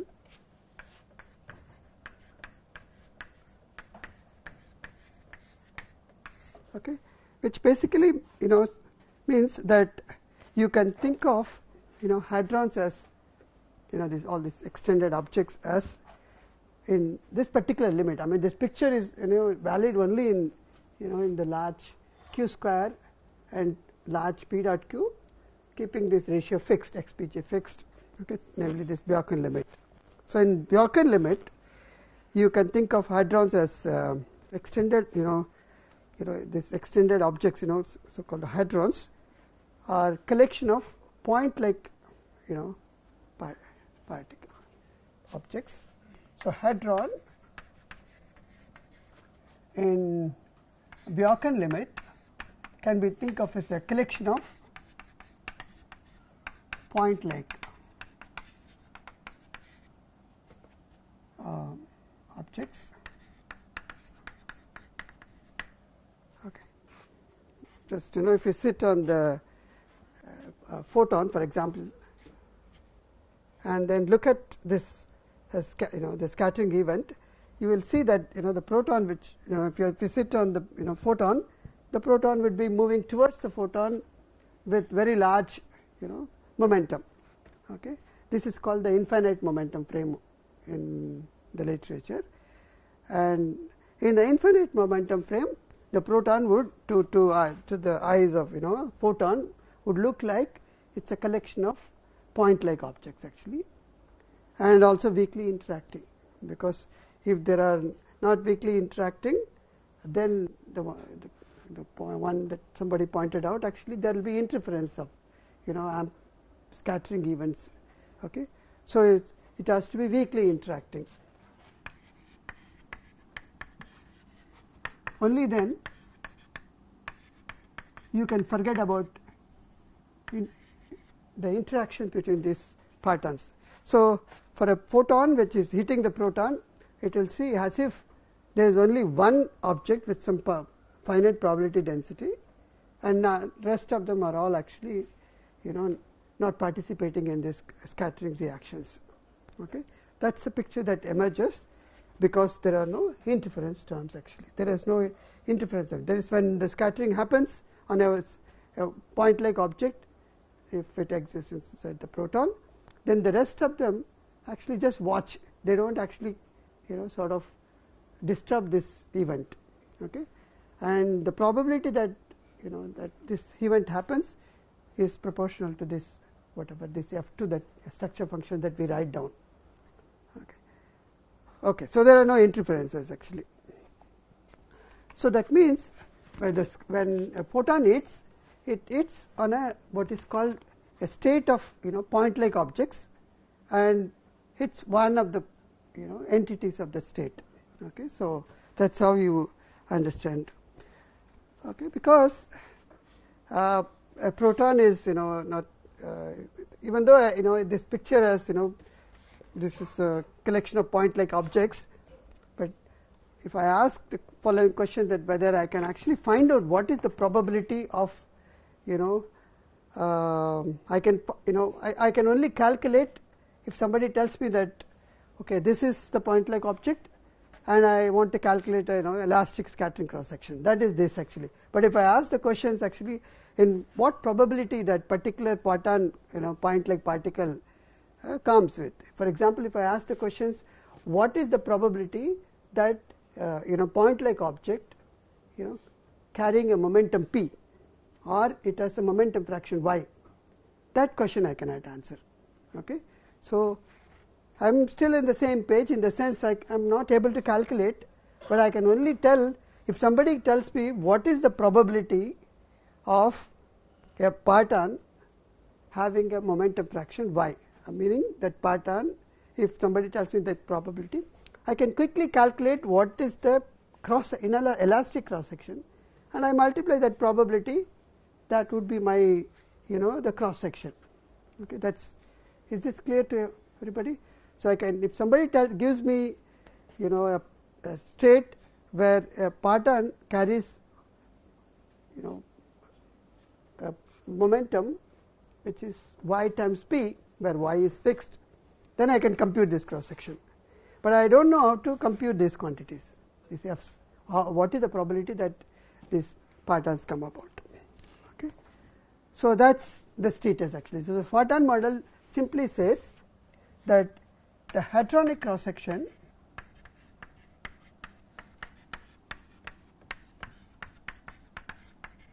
is just simple arithmetic sum of partonic cross section weighted by these individual probabilities, the probability that particular parton carrying a momentum fraction y of the proton. Okay, so it is just the sum of parton level cross section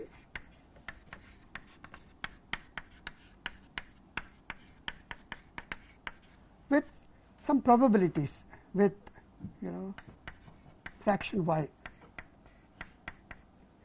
and if you have many partonic states, then you have to sum over all i's actually. So I put this I here. Okay, so mathematically this would be something like if you have n number of partons. Okay, suppose I denote this partons by this type, and this will be something like y f of a in a proton y times, I call it as sigma of x bj times y. Okay, so this can be 0 to 1, because you can work out actually that the range of the scaling variables, whether it is a momentum fraction is to be between 0 and 1. Similarly, this xpj, if you work out the range of xpj that I have written down, this is also between 0 and 1 for a deep inelastic. Okay, so this is how it would look like actually. So this is more like some photon interacting with this. So it's a sum of elastic scatterings weighted by this unknown probability. So this is just a generalization of what we see in the deep inelastic scattering. So this, yeah, somebody else. So this deeply interacting means that these individual partners are not participating in the strong interaction. Exactly. No, I'm not talking about any strong, the weakly interacting particles, meaning that I can write as incoherent sum of scattering. If it is they are interacting, then this structure will be disturbed actually. So okay, they are not interacting with each other, but they only interact with the given if you specify what is the momentum fraction of one particular parton, this is the cross section, and if that has to be weighted by this probability, probability. Weakly interacting among them, that is, if you are claiming that we are not claiming like weakly interacting among them. If they are not weakly interacting, then I cannot write it as a product of cross section, individual cross section multiplied by this, because it looks like for every parton with momentum fraction y, I am writing a cross section.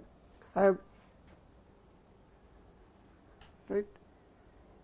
If you have two partons participating in the cross section, then this may not happen, no, because you need some interaction terms and things like that. So this picture does not allow, yeah.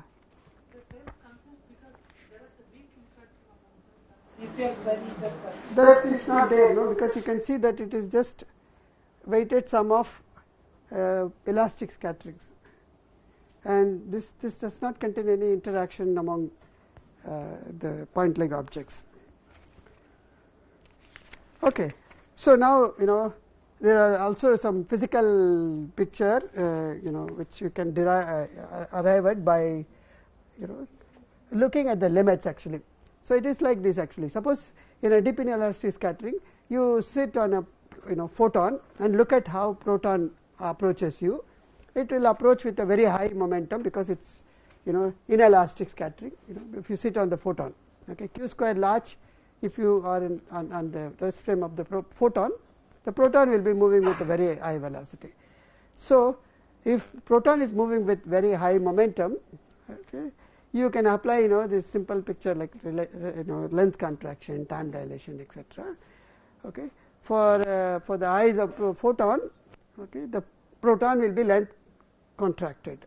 Okay, it will not look like some extended object with spherical in shape, but it look like like a pan, some kind of a ellipsoid or something like that to the eyes of the photon. Okay, and if it's going to interact with this proton, then it will have shorter spatial spread.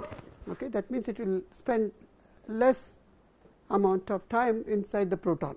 That's one thing. Length contraction is what it tells you that. Second, again for the same photons, at rest, okay, there will also be time dilation. Time dilation means actually there are two time scales in the problem. One, the interaction of photon with the proton. Two, the interaction time among the partons, this point-like objects. So there are two time scales. The partons can interact, like he pointed out. There could be some interactions between them, and then this real scattering experiment, there is an interaction, electromagnetic interaction of photon with the this point-like objects. Those are two time scales. Now, which is large compared to the other one? Your relativity tells you.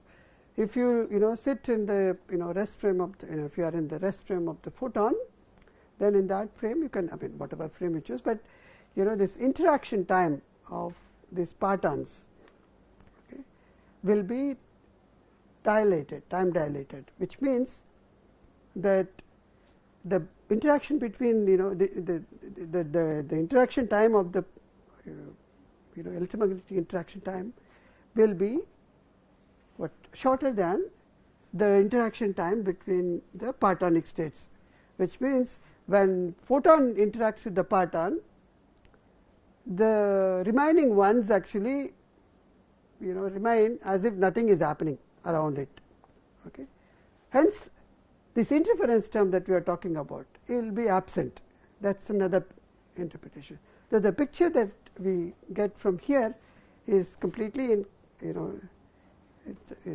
consistent with length contraction and time dilation that we talk about, and that is possible because you consider this experiment in a specific limit where this interpretation can be taken over actually. So this is how the picture that, yeah, tell me. Yeah. Consider the boost, the energy actually, the photon, the energy will come, but let's say what will be the boost for the interaction between the parton in this case? That is what I am saying. If you look at, suppose I am sitting here and then the proton is approaching me with very large momentum. To me, okay, if the proton is made up of point-like objects with interacting, to me it would look the time scale for the interaction would be dilated. That means it will if it happens in a few microseconds, then it dilated means what actually? The clock ticks slow, no? So it is as if when I interact with it, it would look as if when I am interacting with this, as if there is no interaction between them because this time scale is dilated, no? This is bigger. See, if every 5 minutes it interacts among each parton, and I interact with it within a few seconds, then I won't see that the existence of other particles. No, that's the meaning of this infinite momentum. You understand what I'm saying? Time dilation means the interaction time between partons are dilated, which means when my interaction time is shorter than this, then I won't see the presence of the rest of the partons when I am interacting with one of the partons. That's the idea behind it. Just don't take it too seriously. Just understand what happens, how to what happens in real. All these things will be violated because we are not really doing an experiment where proton is actually moving with infinite, a very large velocity or momentum. Is this clear? So just comparing two time scales and apply relativity. That's it. Okay. So this incoherent sum is simply because it can be understood from simple relativity, time dilation, length contraction. Time dilation plays an important role because these are all incoherent sum where interference terms are absent actually. Yeah. Rest frame of photon. The virtual photon actually. It's not a hunch, real photon. Okay, so q square is non-zero. If you look at the scattering, you find there is a q here, and q square is non-zero. Okay, so something like this. Actually. Is this clear? Okay, it's not real photon. It will be broken actually if you relax all these conditions that Bjorken limit is not strictly. Sorry. Broken. Bjorken. Okay. Okay. This is in Bjorken limit actually. This entire picture is in some particular kinematic configuration, namely this Bjorken's limit. Okay. Okay. If I relax, then many things will happen. In fact, that is what it will give you. Yeah. Well, clear. Okay. So I'll continue. Okay. So this is a picture that emerges. Now, if you try to compute, assume this picture and try to compute, this parton level cross sections. Okay, if you tell me this, that is how to compute these quantities, then I can actually, for any cross section, hadronic cross section, for any such, observable, I can always, express them in terms of this parton level cross section times this. There are many examples. For example, if I want to do, let's say, proton-proton scattering, going to producing L plus L minus plus X. Okay, you can write down a parton model picture, parton model expression actually, which means I can think of this will have a parton of type A, and this can have a parton of type B, and they interact and produce L plus L minus and junk of particles. For example, the sigma for PP going to L plus L minus plus X, I can write it as it has to be proportional to the two probabilities of so there will be two probabilities. Let's call f of momentum fraction x1 a in proton p, another probability of finding let's call this is p1, this is p2, two protons, this is p1 and p2, and momentum fraction is x2, and the cross section for these two partons A with momentum fraction x1 times capital P1 and A into x2 times capital P2 interact with each other. This is B and produces L plus L minus. Okay, this will be your parton model. I just put some cross here, which means I need to integrate out all the momentum fractions. Basically, this, if I don't put this, it will be like a dx1, dx2, integrate over these things. So this is the kind of a picture that emerges actually. All you need to do is actually calculate the parton level cross section, multiply that with the probabilities of finding this particular parton inside the momentum proton 1 and then another one from proton 2, and sum over all possible A's. Okay. So this is your parton level picture that emerges. Yeah. Can you write similar thing for exclusive processes? Exclusive processes? suppose if I can write it down, this, and then you can, of course, your quantities that you compute are infrared safe and things like that. That will come when you really, use theory for, this sigma and compute it actually. Okay, I'll discuss about this little later. Okay, and also there are some rules that you can get actually from this. Okay, if you think of this A of P is probability of finding a parton of type A with momentum fraction x of the proton, then these following statements are true, that if you consider proton and think of proton as made up of two types of particles with they come in 3 in number, let's say U and D. Okay, the following statement is true, that if you add the following, that is if dx times x times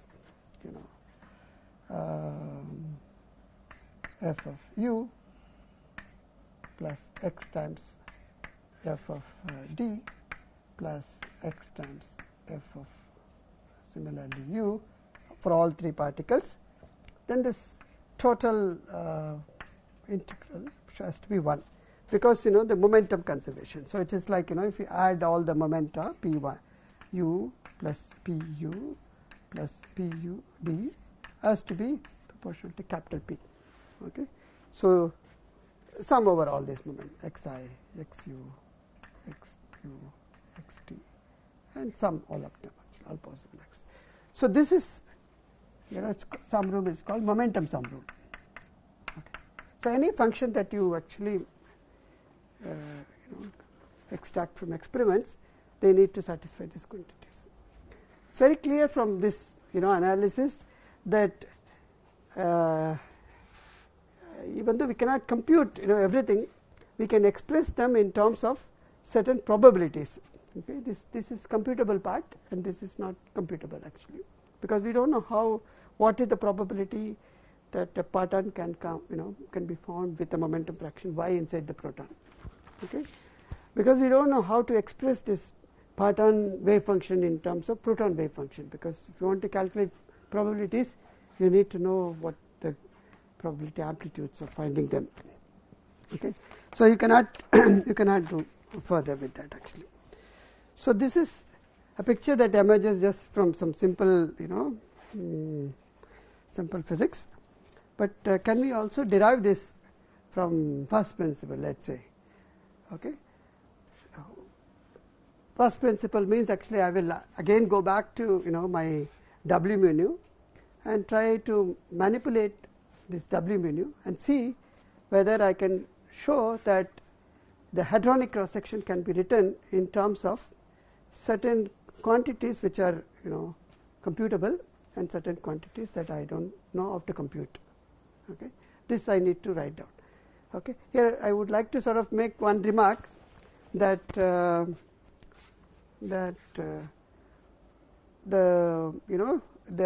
gave you 2 examples. One is deep inelastic, and the other is it's called Rayleigh process. In both cases, you will have these probabilities, probability functions f a in p or f b in p. Okay, now the question is whether these 2 are same probabilities or different actually. So we'll have to sort of understand that if it's a probability of finding a parton in P, okay, if the same P participate in another reaction, it cannot give you a different probability because it's participating in a different reactions. Okay, those 2 probabilities have to be same. Okay, in that sense, while observables are different, the probability densities, this F A and P, are actually universal. They are something to do with the particular type of parton. If it is a U parton and in a proton, and this is universal. If it is a D parton in a proton, it is universal. And if it is a U parton in a neutron, that is another function which is universal. No matter in which experiment they participate, they only depend on what is the type of parton that you look at, and in where it actually resides, whether it's a proton or neutron. So these are the only properties that you need to worry about, and it doesn't matter in which reactions actually they are appearing. So they are universal functions, okay, and they are also not calculable. So in that sense, they are usually called non-perturbative quantities. That's another statement. And these quantities are process dependent, because as you can see, this is a scattering of two partons producing leptons. Here this scattering of photon on proton and so on and so forth. So it's any hadronic cross section now is expressed in terms of process independent functions convoluted with process dependent functions. Okay, that's one statement. The process independent functions are these PDFs or parton probabilities. Okay, another point is actually that the short distance long distance part. Okay, this expression also sort of tells you that the hot scattering that is happening, that the partons interacting directly and producing this, which you call the hard part of the cross section. Okay, hard means short distances. Hard and large. Momentum means actually short distances. And here this is actually is about partons inside the proton. Okay, and we are talking about the distance scales which are small. Okay, so this kind of a factorization is usually called this kind of factorization in high energy scattering experiments, okay, basically separates out physics of short distances from long distances. So this is long distance physics and this is the short distance physics, and they are separated actually very nicely. So this factorization of long and short distance physics, okay, is a characteristic of high energy scatterings, particularly particles involving strong interactions. Okay, this is something that I wanted to add in this. So there are many things, but I just want to say a few of them. Okay, it's called a factorization of short and long distance physics, or high and low energy physics, or whatever you can think of. This is all same. Okay. How would you go about calculating this scattering? Like it is the same way we did with for like when we initially started calculating, we said that will be some J mu of J mu of psi, J mu of 0. Correct. So here, which would be the current that I'll take, the electron, positron, sigma would be like, I mean whatever. All I said is actually it is just you just imagine, suppose if you want to calculate a scattering of a proton producing this x whole square, this picture just is sum over this f a in p with momentum fraction y multiplied by this cross section probability. This is a, the momentum p is equal to y times capital P. Okay, this is q. So the momentum here will be q plus y times capital P. Okay, so this is what you compute. So this is an elastic scattering, and if you know what is the corresponding current for this process, which will be some small j mu. Small j mu is like mu1 scattering. So you just think of this: if it is a point-like object and it is a spin off, then it's quite straightforward to compute this scattering cross section. So it's completely calculable. Okay. In this thing we had like extra x, right? That all x is in T1, T2 giving x plus L minus plus x. Here. So the way that I would compute the amplitude itself is by doing whatever we did with the current for the proton, with electron and proton scattering. I will do exactly the same thing. For example, if I have this, two protons, I have a scattering of two protons, colliding on each other, right? This just collides and then produces, L plus L minus, and plus X. Okay, a bunch of particles that is coming out actually. So this one I can think of, sigma PP goes to L plus L minus plus minus X. X I can write it as it is like, you consider, probability of finding a pattern with momentum fraction A whole square, which I call F in P. This is P1 times another B with FB in P2 times this A and B, they interact and produce pair of leptons, L plus L minus. This is x1 times capital P1, this is x2 times capital P2. So the same procedure goes through. So PP going to L plus L minus can be thought of as product of two probabilities that tells you what type of pattern comes and how they interact actually. If these are two spin-off particles, and my theory tells you how to compute this actually. This is just the current. So I just compute like normally. I don't have to do this entire thing of like saying that X is my final state, summing over all final states. All of that I don't need to do. Summing over final states here also you can do. Suppose if X happens to be two mu plus mu L plus L minus, another L plus L. You can produce L plus L minus. You can sum all these things. So all the computable part.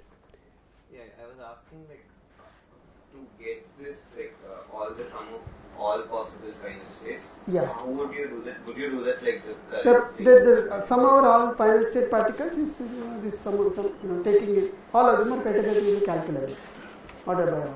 No. More inclusive cross section. Yeah.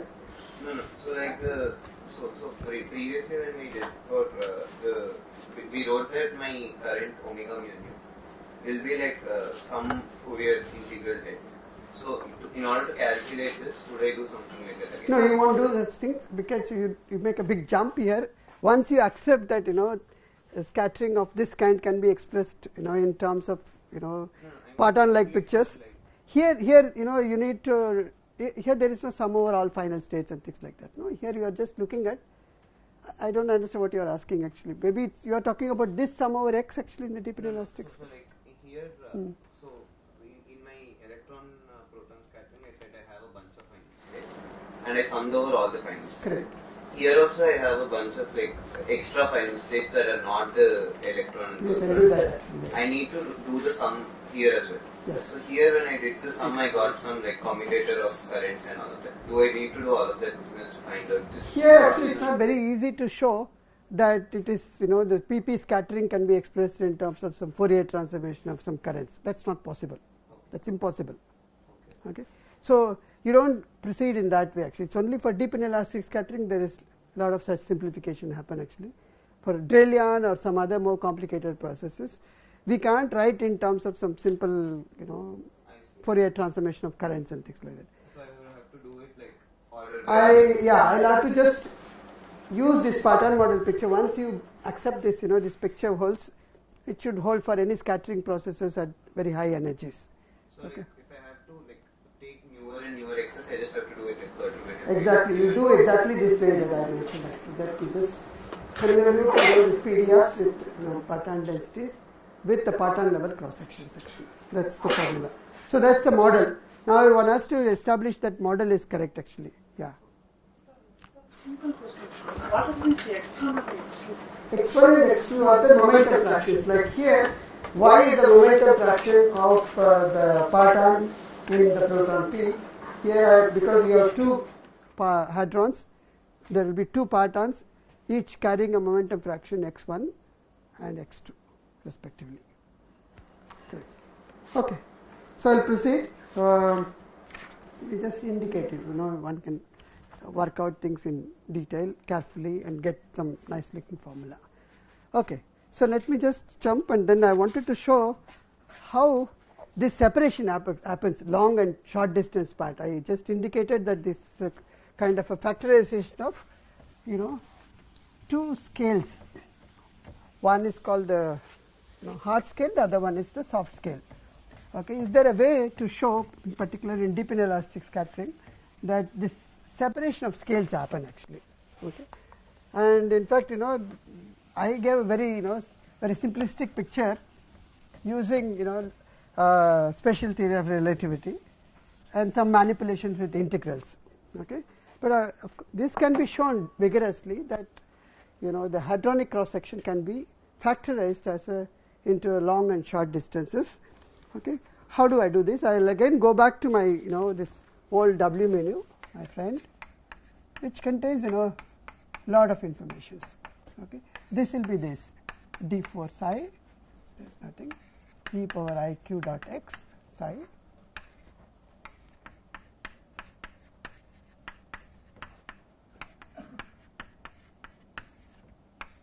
commutator P. Okay. Now I want to work with this expression in the Bjorken limit. That means I want to study what happens if I take the limit, what called Bjorken limit, because that's what Bjorken did actually. He studied this in the Bjorken limit. And if I want to study this in Bjorken limit, okay, I'll do a little manipulation. First, let's look at this limit, look at this integral, and not even applying any limits. Okay, you see that actually this integral is sensitive to this psi. Okay, psi can be from minus infinity plus infinity, and if I look at this q dot psi in certain momentum frame, and I will see whether I can actually see in which region of psi, okay, I will get a dominant contribution, and it will show you that it corresponds to this one other I am talking about. So if you write q dot psi, I will just write it down as this as q3. I can put up or down, it doesn't matter. Okay, just do a simple manipulation. Just if you are patient for a few minutes, then I can show you some interesting thing happens. X3, okay, minus q vector dot x vector. This is just a decomposition. Okay, q dot psi. And if I choose my momentum q mu as maybe I'll choose this mu p dot q by m square root of a specific choice I can always make. Okay, this satisfies q square equal to minus capital Q square. Just use this q square. So in this frame, q0 plus q3 is 2 p dot q by m, and q0 minus q3 is minus q square. If I take 2 p dot q, let's take q square is very large and p dot q very large. Okay, so you would get something like this actually if you just look at this expression in this large q square limit. Now if I substitute here, this is dot q dot psi. This will be simply p dot q by m x0 minus x3. This is q square times m by 4 p dot q times x0 plus x3, and then I'm just have this q perpendicular dot x perpendicular. So, okay, which means if I look at psi square, I have to put psi here.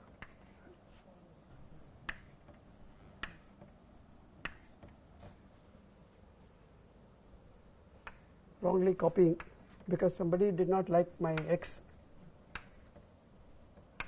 Okay, so these are all psi. Okay, so now if you look at this,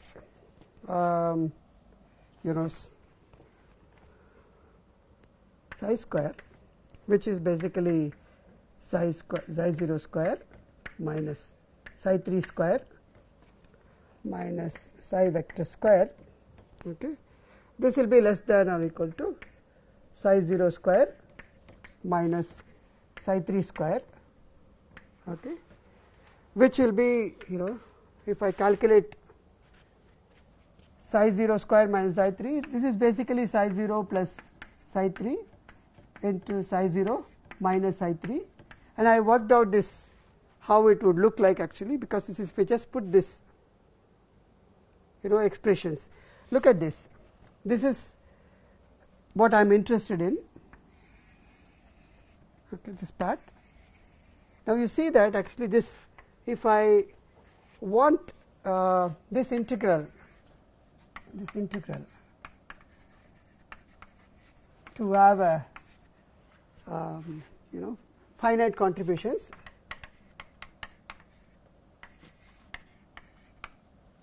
this q dot x 2 dot psi has to be not to be very large, okay, reasonably finite values.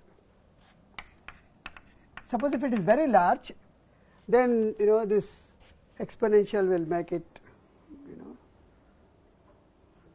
this, it will destructively interfere, and then this can become 0, provided you should know this form of the commutator, okay. But this exponential will be much more sort of dominant over this commutator of these two currents, if you assume that. Then if I want to have finite values in large q square and p dot q, then I should have this q dot psi has to be finite, which means I need to actually restrict my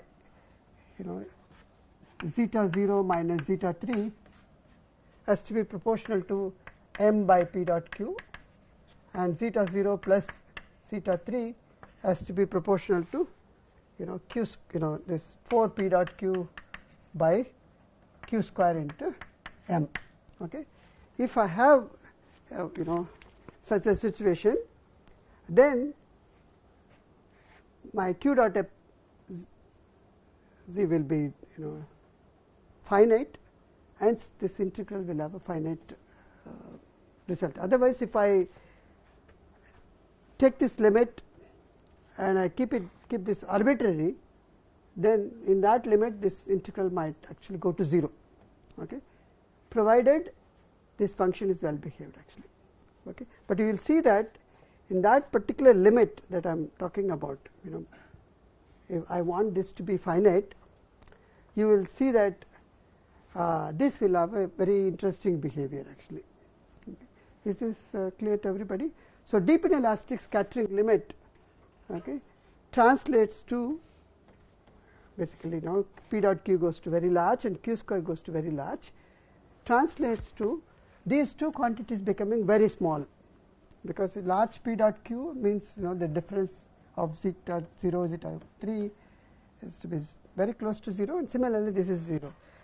This basically tells you that if I calculate psi square, this will be proportional to zeta 0 3 times zeta 0 plus zeta 3 approximately has to go to 0, because it is more like p dot q cancels, so it's order of 1 by q square. In the Bjorken limit it is more like 0, okay. So which means this process will get contributions only in the region where psi satisfies this condition, psi square is equal to 0. It's called light cone region. So the integral in Bjorken limit gets dominant contributions only on light cone, okay. That means I should know the function that is multiplying with this exponential on the light cone, which means I need to compute this quantity or understand this function on the light cone. So that's the dominant part that contributes here actually. What happens to psi?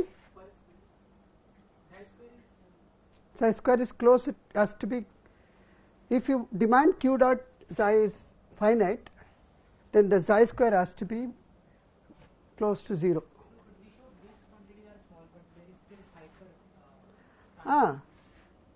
Psi perpendicular. This I just used this actually.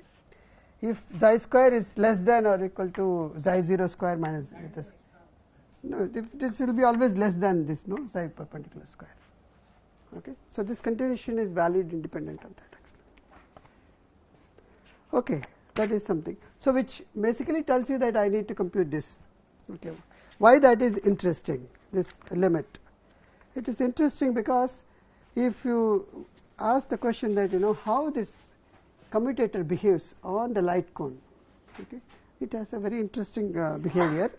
Okay, this can be seen even in theories where you can compute J-mu's. Okay, I'll go and discuss about this a little bit.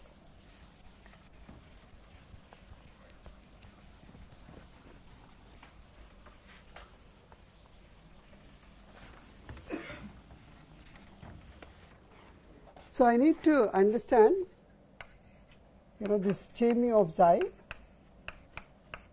J nu of 0 in the limit psi square closer to 0. So that's where the dominant contribution would come from. And let's see whether what we can say about this psi square is equal to 0. Okay, so that is the task. Okay. And okay, I don't know how to proceed. So suppose I know these currents J mu, J nu, okay, in let's say in electrodynamics, if I can express them in terms of fermionic currents, and I know everything about it. Let's say these currents are basically currents in QED. Okay, you can write J mu as psi bar gamma mu psi, J nu as psi bar gamma nu psi, and then calculate product of them, and then look at the limit psi square goes to 0. That's possible actually. Okay. I will not do that exercise because it is it will take a lot of time, but I will just sort of bring one famous work of Wilson, who sort of studied objects like this, particularly objects which are called composite operators. Okay. So what are composite operators? Composite operators are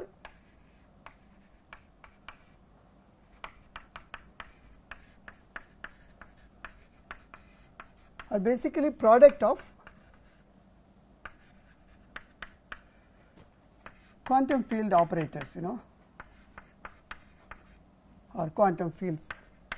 Meaning, if you in scalar field theory you have phi of x, and like in QED you have psi of x, psi bar of x, mu of x, and things like that. These are quantum field operators. They satisfy certain properties, operators in some Hilbert space. And composite means they are operators constructed out of the sets psi, psi bar, mu, etc. One example is actually this phi square, phi of x, phi of y. It's a composite operator. It is, and if you, it's just the product of two operators. Okay. If there are special kinds when this, if x and y are equal, you define them as local. They are called again they are also composite operators because they are composite of many operators, quantum field operators. So giving meaning to these operators is non-trivial, because if x and y are well separated, they are well defined, and if x approaches y, or the x minus y is closer to 0, or we don't know. There may be situations that the product of these operators may not be well defined actually. Well defined in the sense, if I try to compute matrix element of these operators, in field theory, they may give you some nonsensical results actually. Okay, there are several examples actually. For example, the simplest one is actually if you try to compute, let's say, time order product of two fields, psi of x, psi bar of 0, or psi bar of 0. Okay, this is a simple propagator. Okay, but we all know how to compute this propagator in free field theory. You don't need to even worry about interactions. In free field, actually, it's just simple looking expressions, an integral of some 1 by p square minus m square plus I epsilon. Okay, it is like a Fourier transformation of integral e power I p dot x. Okay, 1 by p slash minus m plus I epsilon with some factor, I or whatever, minus I plus I and things like that, into d4x. Now, if we try to compute this quantity and look at how it behaves as x goes to 0 or x square goes to 0, you will find that they are all singular. Okay, they are singular functions actually. So even though it's well defined as long as x is away from 0, okay, if you calculate very close to x is equal to 0 or x square equal to 0, the limits. Okay, so I'll write down how it looks like as x square is closer to 0. X square closer to 0 looks something like this, minus x slash by 2 pi square times 1 by x square minus I epsilon whole square. So you can see it is very close to x. There are more terms actually, this higher order terms, okay, which I leave it. So closer to x square, it's highly singular. Okay, it's ill-defined in some sense. Yeah, 5 minutes I'll finish actually. So now, if you agree that these composite operators are often ill-defined in quantum field theory, whether it's interacting theory or non-interacting theory, free theory, this is the situation. In free theory, this is the situation, and if you have an interaction, this situation worsens actually. Okay, so they are ill-defined, and you cannot work with ill-defined objects. You'll have to define or give a meaning to such composite operators. So Wilson was one of those actually. There are many works along this direction. One is called normal ordering and things like that. Okay, more sophisticated versions was given by Wilson, who basically sort of gave not just meaning to it, and he made a statement that if you have a product of operators, like if you take a two operators quantum field composite, x1, x and y of y, two operators, he said you can always expand them. This product of two operators, the O could be phi and or O could be psi bar and so on and so forth. It's true for any such product of operators. I've taken only pair of them. Composite operators may be a product of more than two operators, quantum field operators. Okay, so it's not this, it's always bilinear in certain fields. It could be any power of this. Okay, you take this product of two operators, and he said actually this can be expanded in terms of certain well-defined operators, which I call O bar, okay, which are more like this, multiplied by, this is some simple expansion.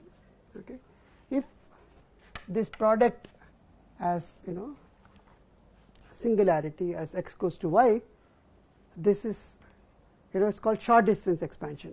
Okay, this is arranged in such a way, okay, that the O bar for every I is finite. If I calculate between any states in the theory, it will be finite as x goes to y. There are no singularities, and the coefficients will be singular as x goes to y.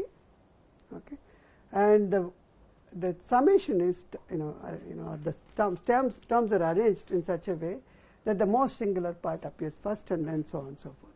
So the first term could be 1 by x square. In this case, x square minus I epsilon whole square.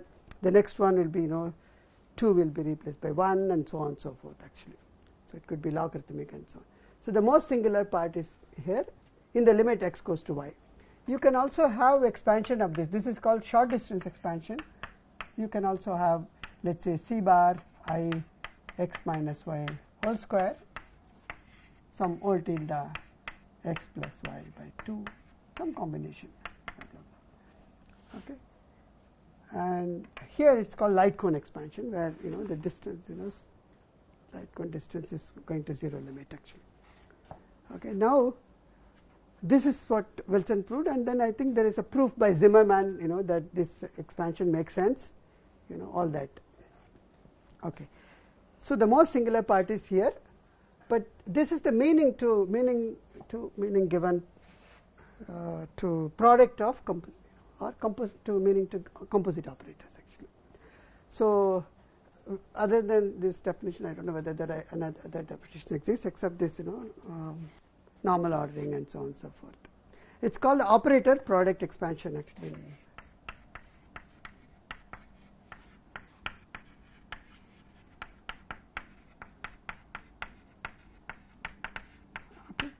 And you can explicitly see in quantum field theories, if you start computing or calculating Feynman diagrams and things like that, you will encounter any calculation that you do where if you take this limit, you will encounter this. This is not something non-trivial.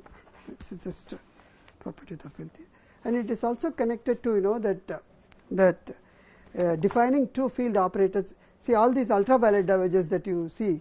Okay, they are resultant of certain local interactions. For example, current interacts with photons locally.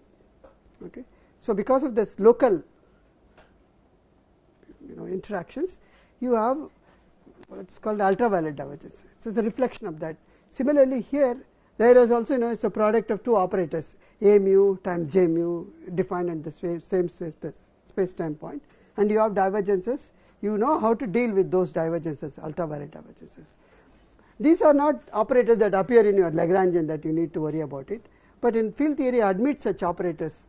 You can have such operators in field theory, and when you start calculating scattering cross section and things like that, you might encounter such product of quantum field operators, and you may have a situations where in momentum space it may correspond to something else, in position space it will correspond to these limits.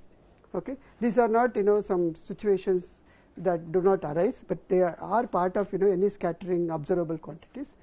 This deep energy scattering is one place where you can really see that you have product of two currents, and you need to take the limit psi square, and that's where we can actually see that this product is ill defined in the sense the psi square goes to 0 will develop singularities, and if you follow what Wilson actually proposed in the name of operator product expansion, you can organize this product of two currents on the light cone as some kind of a series expansion. You can organize in a way that singular part will be the first term, the next singular will be the next, so on and so forth actually. So there is a way to actually express this product of two currents in terms of well defined operators weighted by some singular coefficients. Okay, you can already notice one thing, that the Bjorken limit in here correspond to light cone limit. In light cone limit you can see separation of two scales actually. This is called a short distance scale because it is between two points which are very close to each other, and this is a point which you don't care actually, there is no such things. Okay, when this is very close to each other, okay, that corresponds to short distance, and there is no such thing, it's called the long distance. So this in quantum in the energy language or whatever length scale language, it is this operator product expansion is a statement of factorization of long distance physics from the short distance, or short distance from long distance physics actually. So OPE is in some sense is actually separation of two scales, long and short. Okay, and this is what you saw in your example, deep inelastic scattering. In certain limits you have a separation of long distance. I will explicitly show that this product of currents, even though I don't know how they look like, it can be expanded. If I replace O by J, I can expand this as a short distance part times the long distance part, and short distance part I will relate it to the Parton level cross sections, and the long distance part I will relate it to the Parton density functions, probabilities. So the matrix elements of these O's are nothing but my Parton distribution functions, and the matrix elements or whatever expectation values of this are directly related to this Parton level cross sections. So that is the connection between this. So I will have to explicitly show this by writing down this C in terms of that, I will derive the factorization, the Spartan model picture, and we'll see that actually how we can proceed and get how scaling violation can also be realized in the same framework actually. So what I want to say is actually there is a theoretical basis for the model that people have actually proposed for high energy scattering experiments actually. So maybe I'll stop now. Then in the next class I will show you the connection between the pattern model and what kind of operators that appear, and we can relate it actually. Yeah. You want to start or stop?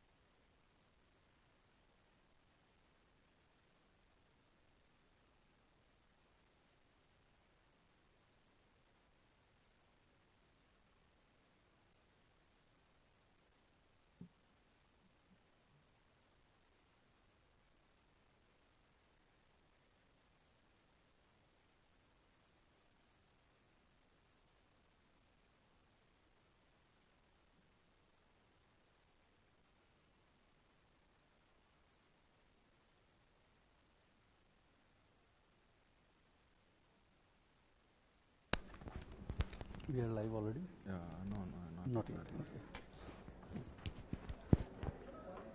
Yeah. Maybe this side it's better.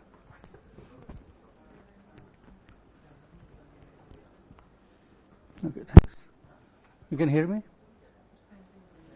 Through the camera, right? Through the microphone.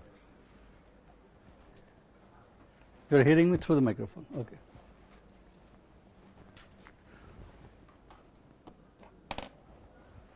Okay, nice.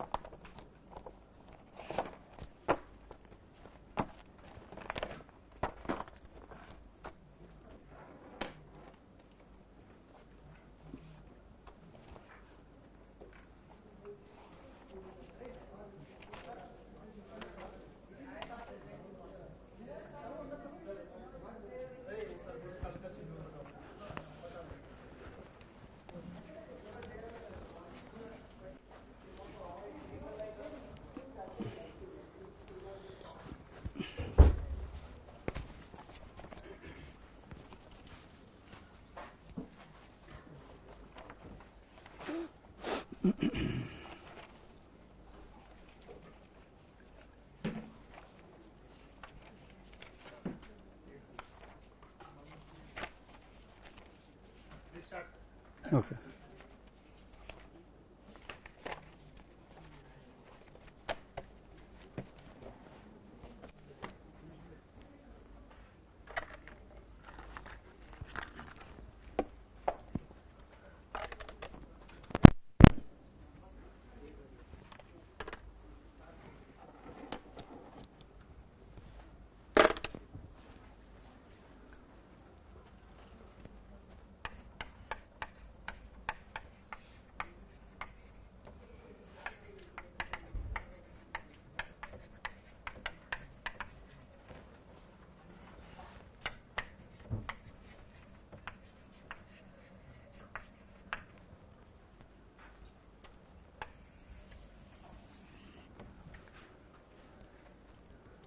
So that's our aim. That's what we want to understand is infrared singularities to all orders. And as I told you, we have reasons which have to do observations and finding cross sections and other stuff, because of which we want to understand this. Okay, and we started last time with some simple examples where I was looking at certain integrals in one complex variable. And we saw that if the integrand becomes 0 somewhere, meaning there's the pole there. Okay, I'm looking at rational functions. Okay,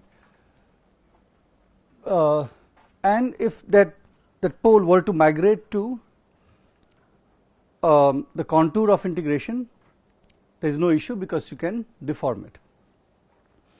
The singularity would arise if you are not allowed to deform for whatever reasons. One was that point moves to one of the endpoints. Okay, so you get a pinching at the endpoint, so you get an endpoint singularity.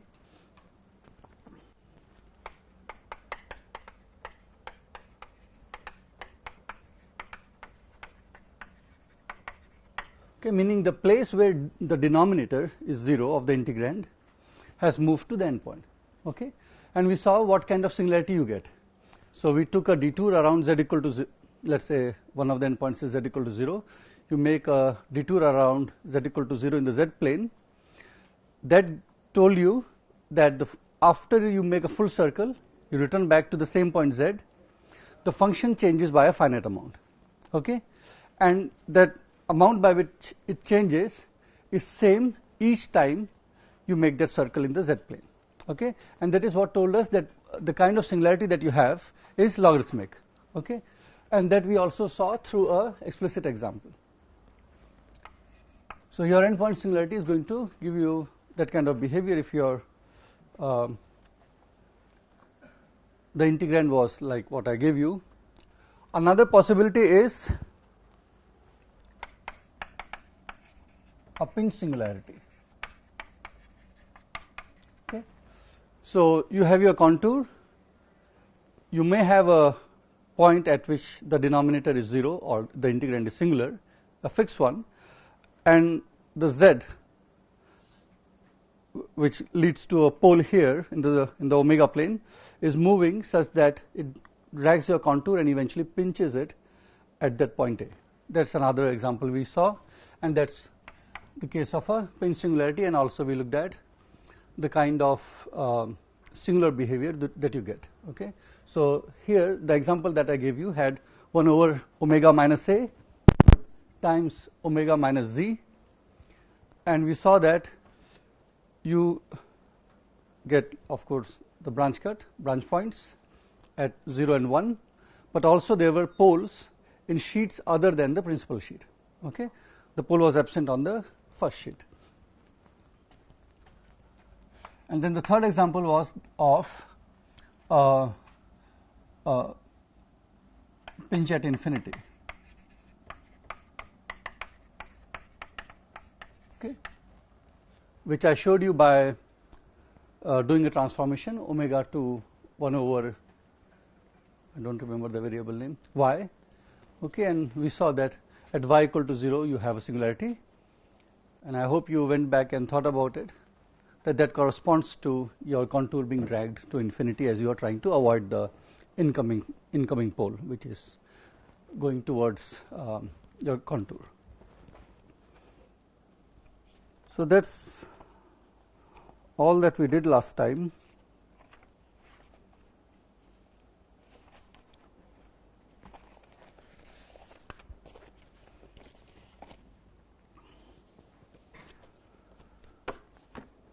Okay, so now we want to do the same thing in a much more complicated situation of Feynman integrals.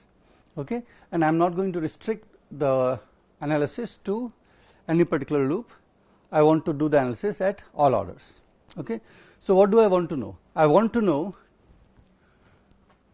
so think of a Feynman diagram which has many loops and external lines.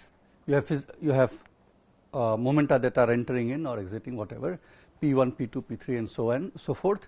There are certain number of loops. What you want to know is, when you are doing these loop integrals, okay, at what places the integrand goes to 0. Given these external physical momenta, let's fix them. After all, those external momenta are in these examples, when I was writing the integrals,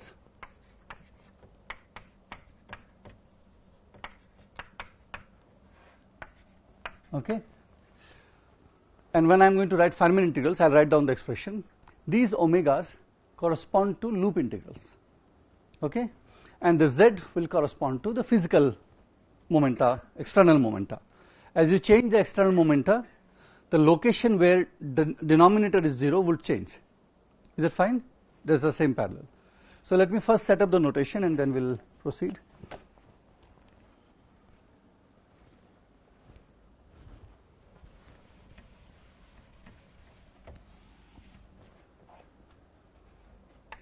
I'll just write it here so that if needed we can make connections with that. Okay.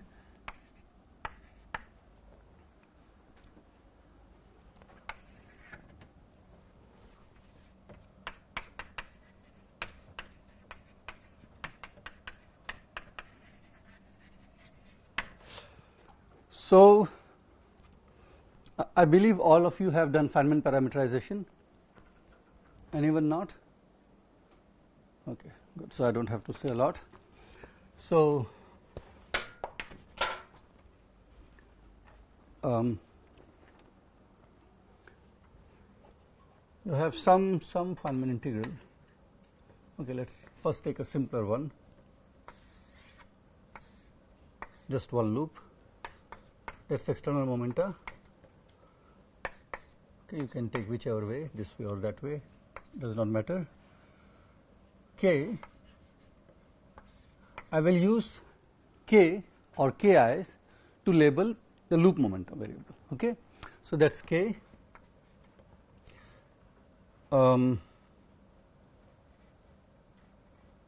That's P1 minus K. I'm using momentum conservation. Okay, and this line could have a mass. This could be this line could be corresponding to a particle of mass m1. This could be corresponding to a particle of mass m2. Okay. I will also write the momentum flowing in here as q1. Okay, and the momentum flowing here as q2. I'll just, for the sake of showing you, I'll choose q2 to go in this direction rather than that direction. But the choice is arbitrary, whichever way you do. Right? So all I'm doing is, forget what is inside. Each line is carrying some momentum. That I label by q. Okay? But if you look in detail, each line is carrying both the loop momentum and the external momentum. Some combinations of them. Some of them might be not present. Here you don't have external momentum present. Okay, like this. So in general, any line would be a linear sum of certain loop momentum and external momentum. Okay, trivial thing to know. So let's denote by P1, P2 and so forth to Pm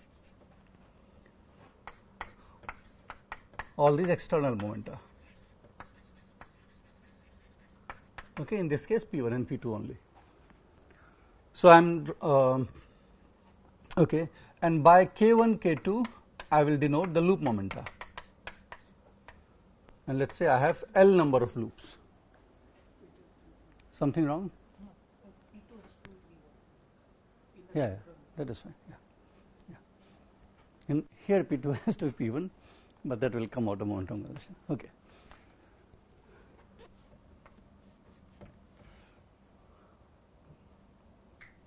So L number of loops, and by this I will denote the loop momenta.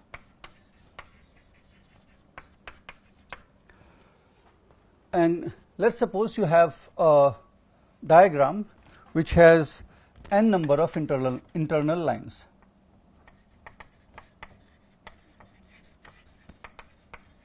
Okay, let's look at that. Suppose I look at this kind of a diagram. Then it has 1, 2, 3, 4, 5, 6 and 7. 7 internal lines means n equal to 7. Okay, and L is 2, it's 2 loop, and M is 4 external lines.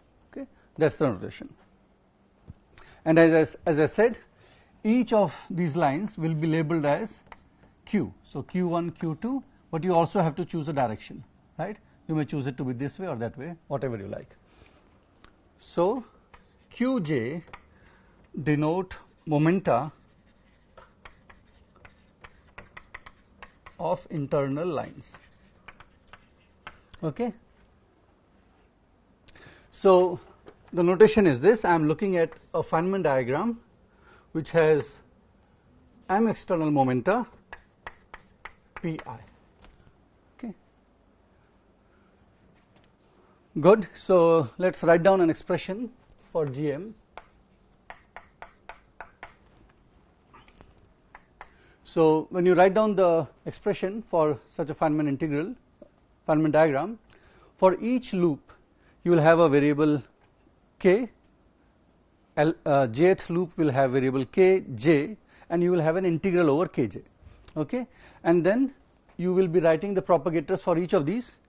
Even if these are fermionic, you can still, so 1 over p slash minus m can be turned into p square minus m square, and then something in the numerator. What did you tell about About?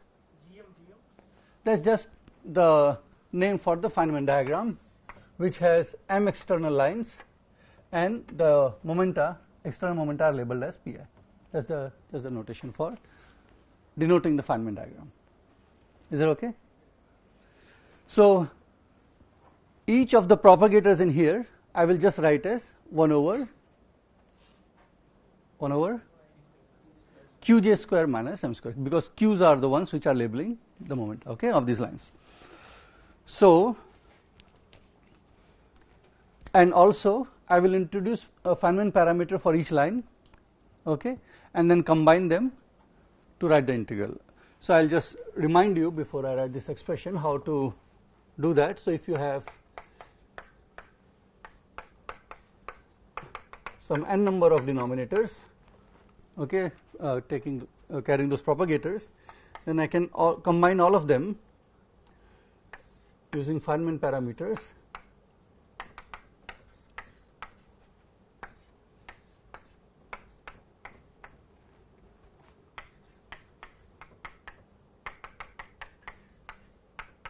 Okay. These parameters are constrained, they are not all independent, they should sum up to 1 times, this is not very crucial for whatever I am going to say, the denominator is, the other factors are not so important.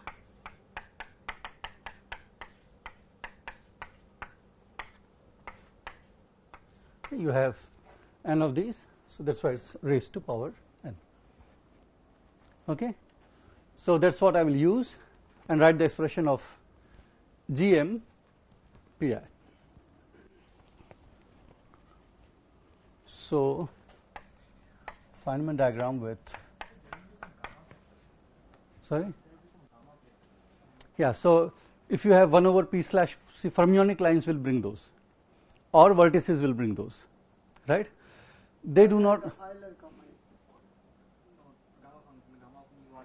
Yeah.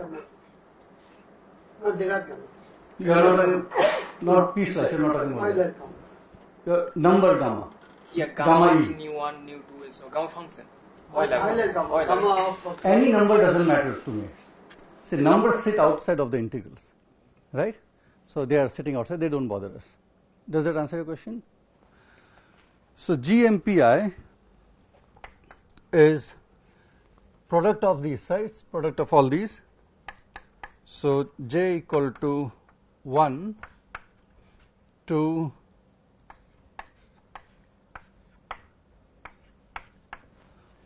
so J should go from where to where?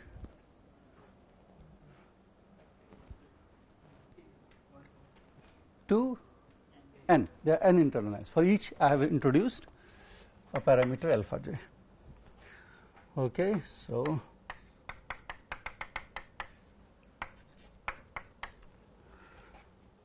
then for each loop,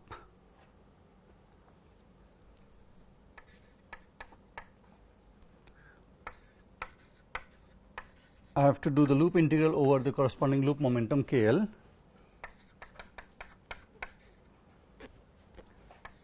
And since I have combined all the denominators, all the lines, their corresponding denominators using this, I have some denominator which carries all these alphas, is a function of loop momentum and is also a function of external lines, raised to the power n, and corresponds to the number of lines you have. Is that okay?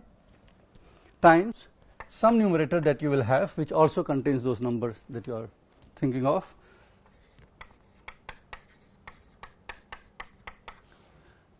That's the form of Feynman diagram, generic Feynman diagram, and loops and internal lines. Do you agree to this?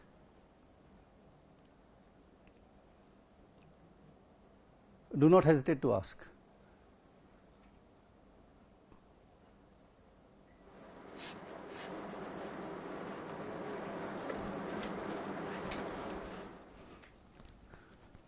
Okay, what are we interested in? We are interested in, for given external momenta, where this thing is singular, the denominator is 0. There are two things, where the integral is singular, that is separate from asking where the denominator is singular, right? We have seen that denominator might be singular, but integral is not, you can deform. But first thing is to know where the denominator is singular. So let's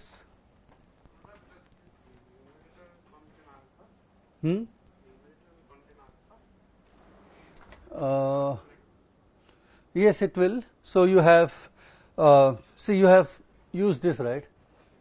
So suppose d1 was p slash minus n, but now it has alpha 1 multiplying it. So when you turn it into p square minus m square that alpha will be sitting, right. So, you will be multiplying with alpha p slash plus m in the numerator and the denominator. So, that is how it will enter in the numerator. Is it okay? So No? you just want to extract out the singular part of the integral. Is it, or you want to actually I just want to know that what you are going to do. Yeah. Okay. Yeah. I will tell you. I will tell you now. There are no mysteries. So, I have a suggestion, okay? Lots of symbols are being written. Sometimes they appear like too much is going on. That's why I wrote this one. You always fall back here, okay? That's why I've kept it here. What did you want to know here? Where is the function singular? For what values of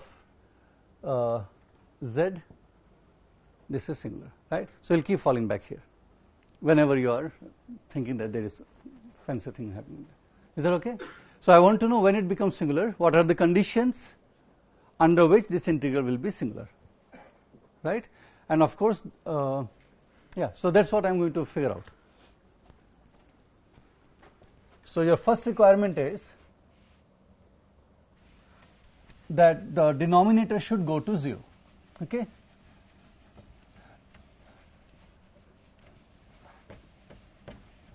But is that good enough requirement that denominator goes to 0?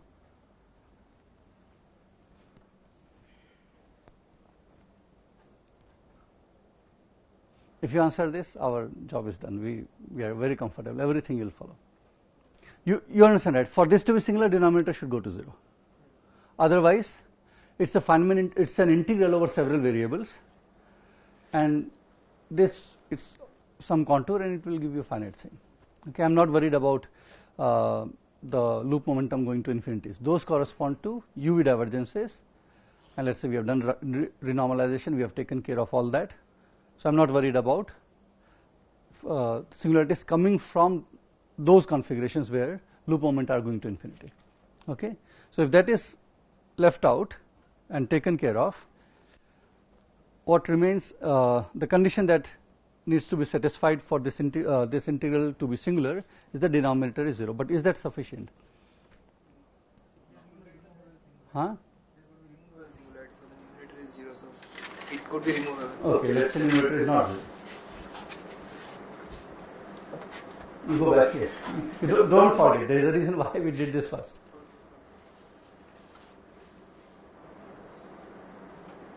If your denominator is 0, for whatever choices of z, and if it is approaching the contour as you take the denominator towards 0, and if you cannot avoid the contour by deformation, then only you have a problem. Otherwise, it's good, it's analytic. Is that okay? So, two things.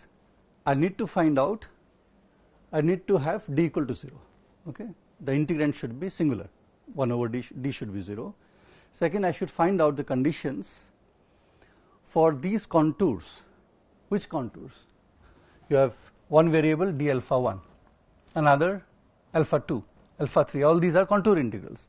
That I am looking at this entire integral in the complex space of alpha 1, alpha 2, alpha 3, k1, k2, k3, right?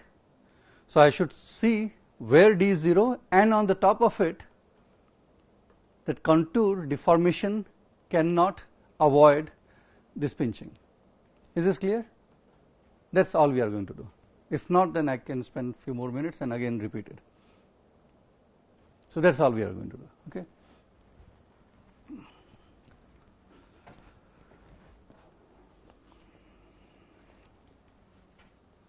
So, let's write down the expression of d .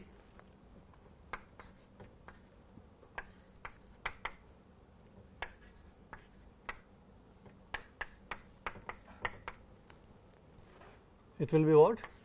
I am writing the denominator, right? Denominators are just factors of qi square minus mi square. I am assuming these lines could have different masses.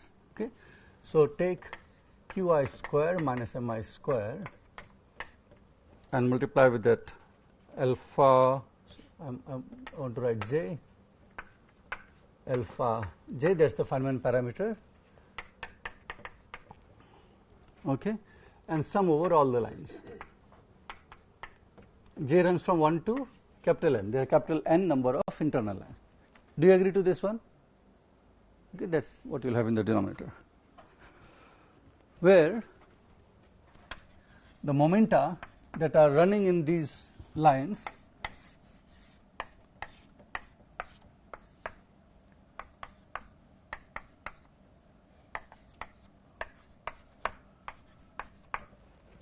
let's say I put it this way, and let's say this way, and here the corresponding loop momentum is this way. Okay, that's my choice. So you can see that the Q's, which are a linear sum of the loop momenta Kr, okay, there are several loops, and the external momenta P M, okay, there is summation over all of these,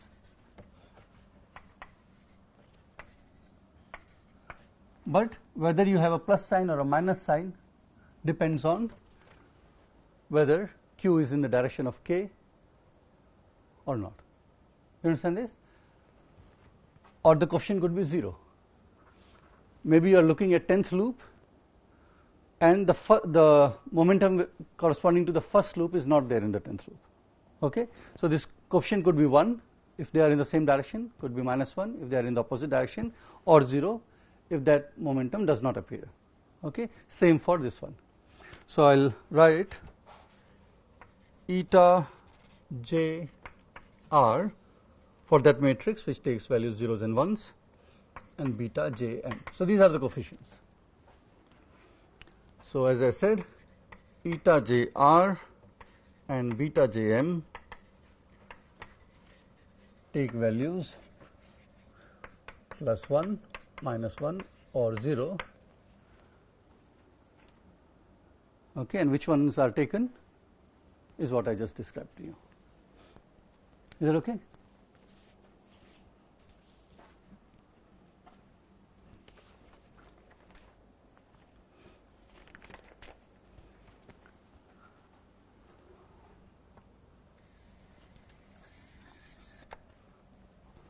So if I look at the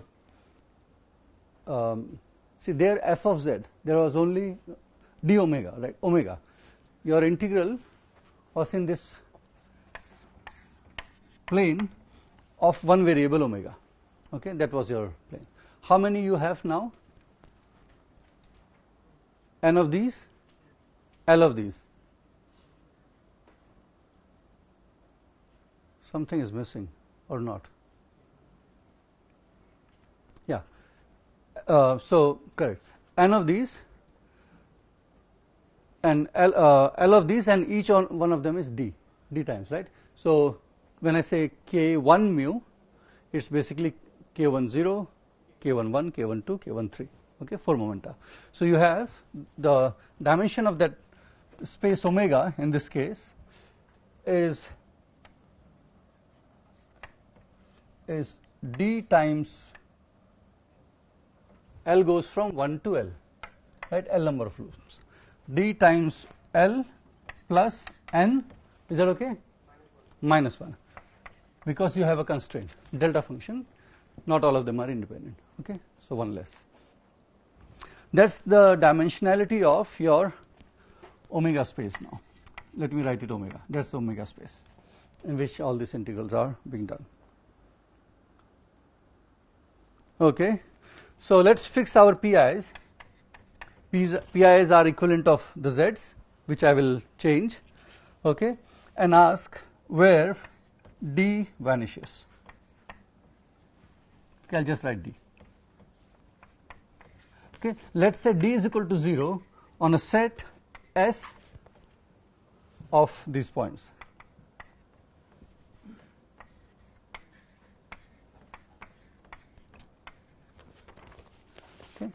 So the specific values of k's and alphas for which the denominator is 0, let's call it S. So that's some surface in this dl plus, that's d times l, okay, that dl plus n minus 1 dimensional space. That's some surface on which, for given these pi's, the denominator vanishes. The integrand is singular. Is that fine?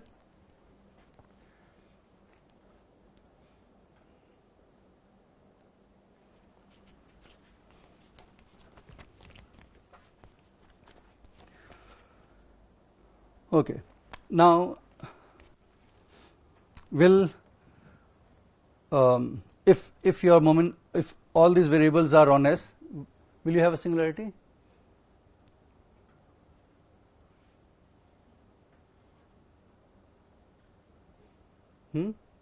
Yes or no? Have some opinion at least. Will have? No. Don't forget, you might be able to deform the contour away from that thing, right? So, unless your contour is forced to be on S, pinched, you don't have a singularity. So, S may or may not produce a singularity just because d equal to 0. That's what you have seen, right? For a given value of z, it's not necessary there is singularity, and you can always remove the contour. So, if S indeed produces a singularity,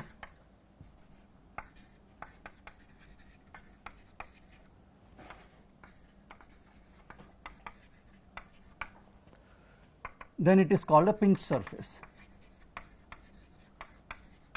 That's the name for it. Okay. There will be. All I am saying is, given in this entire this dimensional space, the condition that d equal to 0, let's say that condition is satisfied over this set of points. Okay, denominator is 0, and what you want to know is whether this really means that the integral is singular, because as I have argued earlier, that it is not necessary that just the integrand being singular results in the integral being singular. Okay, because now I see what will make S a pinch surface. Pinch surface is when indeed it gives you a integral which is singular, right? That's the name. These are the points S. Is this singular surface? Maybe not, maybe yes. If it is, it's a pinch surface. Okay. The condition for this to happen is that your contours, alpha 1 contour, alpha 2 contour, all others, and the k1 contour and the k2 contour and the k3 contour, these ones, they all are forced, they are all getting trapped, they get pinched, that there is no way to go away from it, right? So that is something you are looking for. Is this point clear? See, things are a little complicated. This is a high dimensional space. Imagine you are on this plane, okay, one of the variables omega, and a pinch happens. So here is your contour, a pinch is happening. So you might think, oh, pinch happens, there is no way to avoid it. But you are in a higher dimension. You have another dimension. It is coming here. So when you look from the plane, it looks like you cannot avoid. But this dimension is there, you lift it up. So this guy is touched, but the contour is not there. Right? So you have that freedom. You understand? So we have to now find conditions under which these contours are trapped. Now there is another thing that could happen.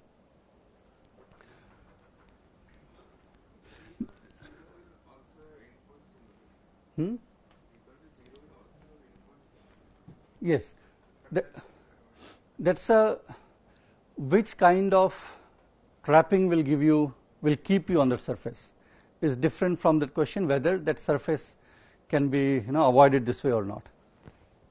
Okay, but yes, endpoint singularities will be there, pinching will be there. That's what you are going to see soon. Is this point clear?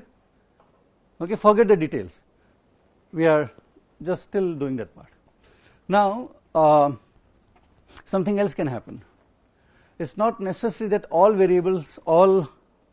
these variables, alphas and k's, need to be trapped. Maybe if imagine a variable is such that even when you change, so let's do one thing. Fix all of, choose all of these variables to take these values k tilde and alpha tilde. All the k's take these values, and so this is shorthand notation. This is k1 tilde, k2 tilde, alpha 1, alpha 2, and so forth. Okay. Choose the values so that you are on a surface which gives d equal corresponds to do this. Okay. It might be one or some of the variables, one or more, are such that changing their values from the chosen k tilde does not affect d. Right? There could be some such variables that if you change them, whatever values they take, you are still on the surface. Are you following?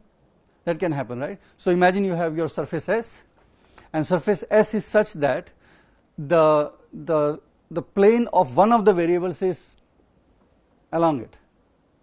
Now you move along that surface, you are still on S, right? And what values what value that variable takes does not change the value of d. Okay, so it's completely decoupled from this problem. Is that okay? So there are these two things which we have to keep in mind. If any of these variables, either the variable that you have does not take changing its value does not take you away from d equal to 0, or if it does, make sure that it is trapped on the surface. It's pinched or trapped by a endpoint at an endpoint. Okay, so that you really have a singularity you cannot avoid by deformations. Is this fine? These two things we have.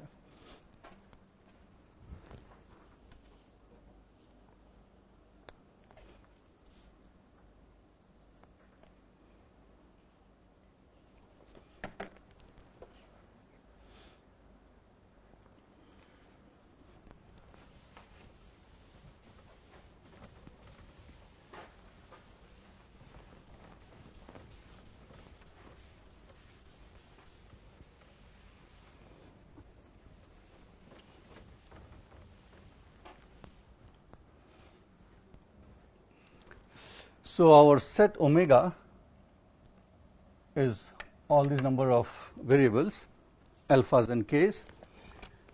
So suppose omega is one of those kj. Okay, so choose some value of j, choose some value of nu. Okay, that's one variable, and in this case, this one is a loop momentum variable.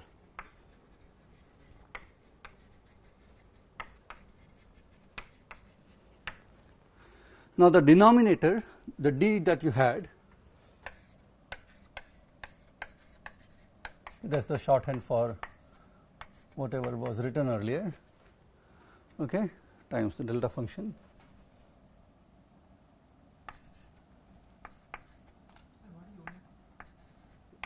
Just a second, some numerator also. The collection of all these variables is omega.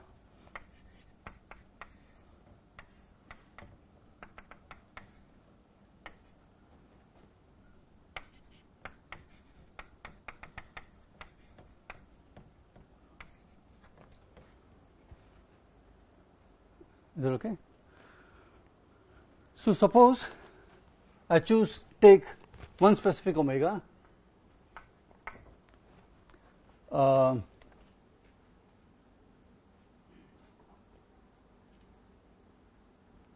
understand, it's bad notation, but I'm choosing one of the omegas, okay, to be loop momentum variable. Now denominator is going to be independent of this. No matter what value you take for that momentum, denominator doesn't change if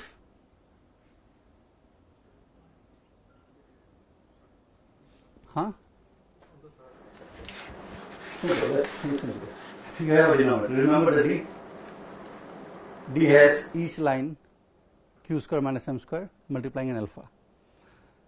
The d wouldn't change for any value, whatever value this takes, if the corresponding alpha is 0, right? So this will so denominator is independent. Okay, that's one variety I told you a little while ago of kj nu only if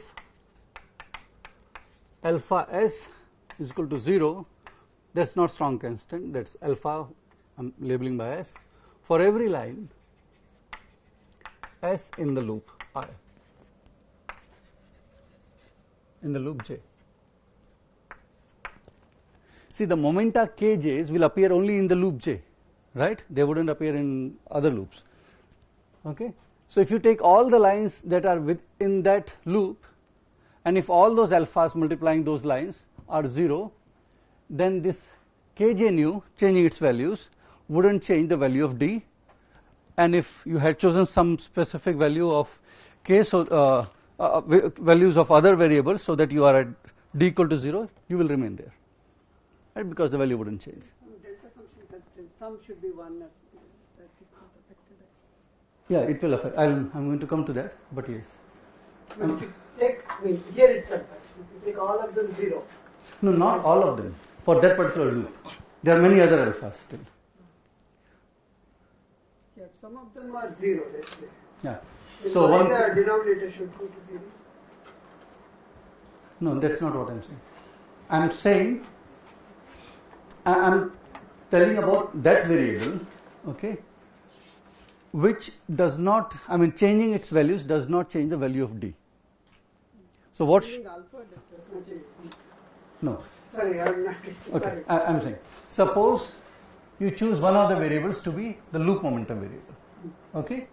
Now I want to see when it will happen that this is a variable that changing its values does not change the value of d. Meaning, if you had fixed d at 0, it will remain fixed at d equal to 0.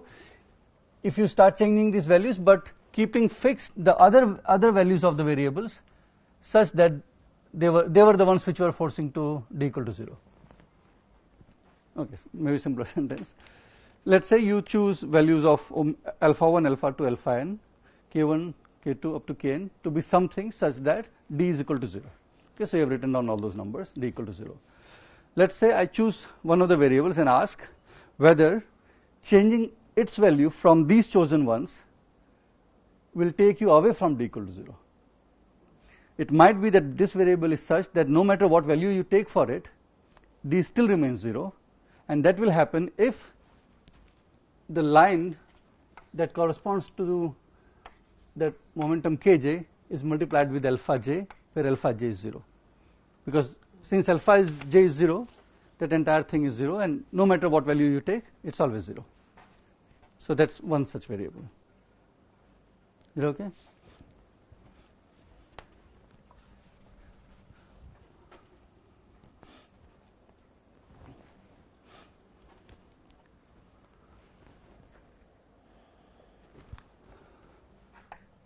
So that's a possibility for that chosen j, kj nu.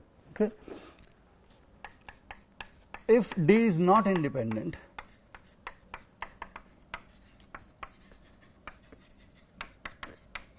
of this, okay, meaning choosing a different value from kj tilde, okay, will take you away from s, then what you should do? You have to force it, you have to find a condition that is trapped. It should be trapped. Otherwise, there is no singularity. And you want to know where is the singularity, right? So, then kj nu contour needs to be trapped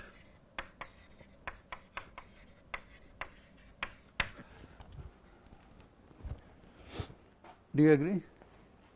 Because if you don't, then you are not looking at the singularity. That's what you are interested in. Okay?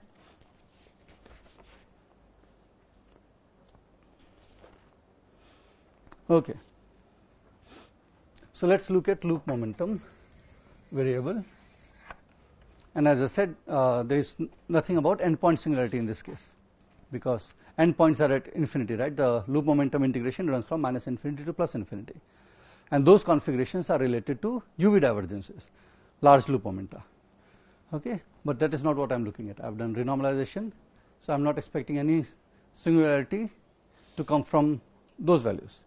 Okay, what is left for us? So endpoint is gone.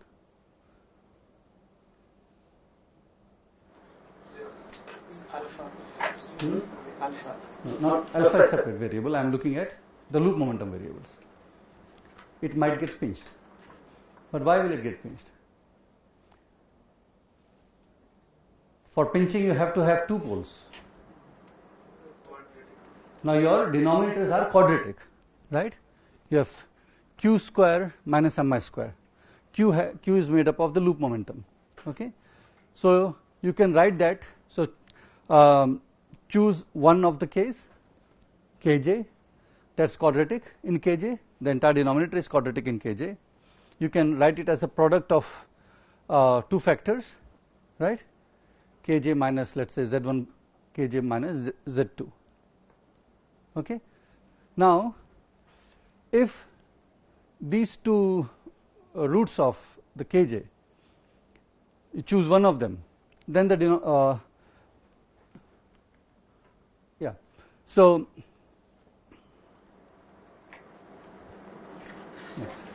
I'll just tell you the thing that we need. So you have these two roots. Okay, you have a quadratic thing, and what you want is them to come and pinch the kj contour. They should come together. Okay, so that's the condition I want to give.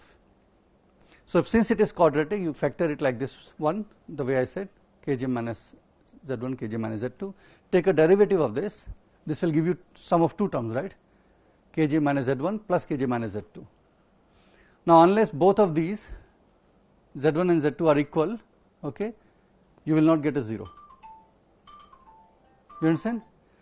See, your this factor, entire factor is, let's say, what is in the D. It is in the D. That is what is giving you D equal to 0. But you want on the top of it a pinching, meaning not just that D equal to 0, the two poles, the two roots z1 and z2 should pinch, also touch each other. They should collide. There should be one root only on the surface, right? So if I take the derivative of this quadratic thing, I get a sum of two terms, one containing z1 and one containing z2. And if z1 is equal to z2, then the condition that D equal to 0 will make this entire thing also equal to 0. Are you following? Okay. So what I should do is take the D, take its derivative with respect to kj nu, put that equal to 0. You understand why that has to be done? Okay. Put that equal to 0. Since your k's are on that surface where D is equal to 0, this derivative equal to 0 would mean this two poles are colliding. Is the logic clear? I am telling something very easy, okay? There is nothing fancy about it. Okay, so the condition, a necessary condition that this contour gets pinched is that the poles collide. Fine? And because it's quadratic, I have two poles, they'll collide. And that I will get through the derivative, putting the derivative to 0. But you should see that this does not necessarily mean that contour will get trapped. Colliding poles doesn't mean contour gets trapped. Maybe they are colliding this way and your contour are there. Okay? So no one stopping you, do whatever. These two are coming together, you take it here. Okay? So it's a necessary condition. At least this much should be satisfied. There's something more needed, but this is the necessary condition. Is this okay? Okay, so let's write down that condition.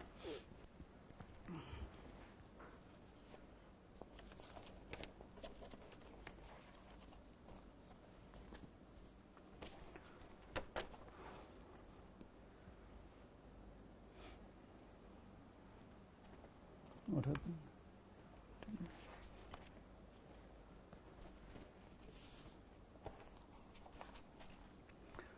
So let me just write whatever I said.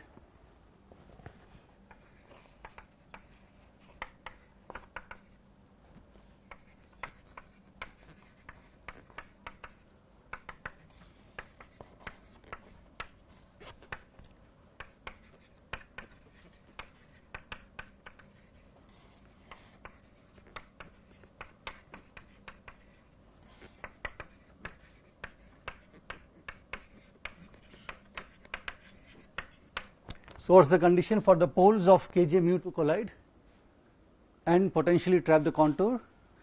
Is the derivative of d with respect to kj mu, I am using mu 0, right? This is definitely needed. So let us write down this in a little more detail.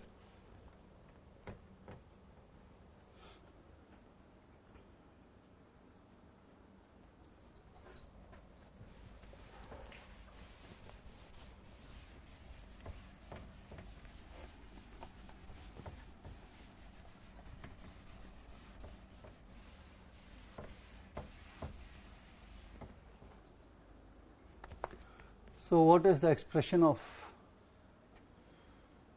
d is this, okay, where qj is this. So let us do this simple algebra. So I will put d, and what is d? It is alpha j qj square minus mj square plus I epsilon. You may want to do it yourself while I am doing it. It gives a good feeling that we got the condition ourselves. So, your wish. No, that's not what I want. I want I.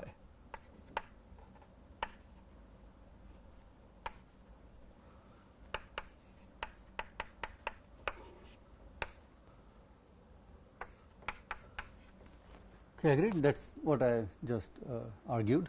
It should be 0, where qi is this. So if you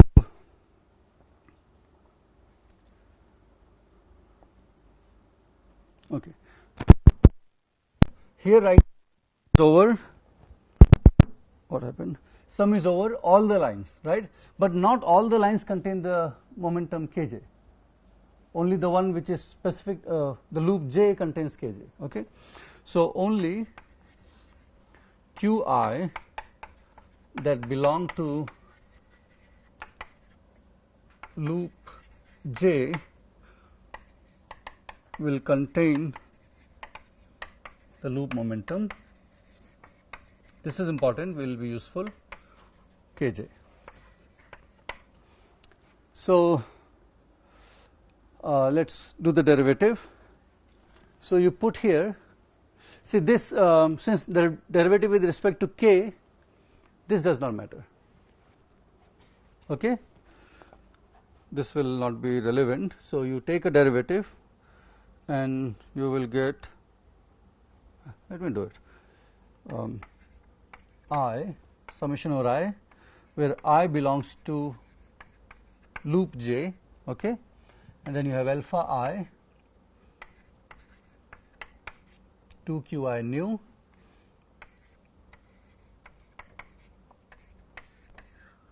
kj. Okay, I have taken the derivative, and this is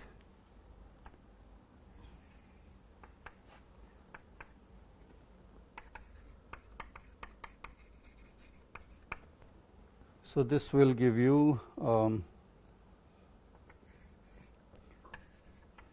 g mu nu. So these indices should match, otherwise the derivative is 0. I should match with so qi you substitute from here, and that will give you delta, or you can just simply do this without going to all these steps, and that gives you, together with that, 2 alpha I qi mu eta ij, okay, and that is equal to 0. So that's the condition for the poles to collide, even after you have fixed d equal to 0.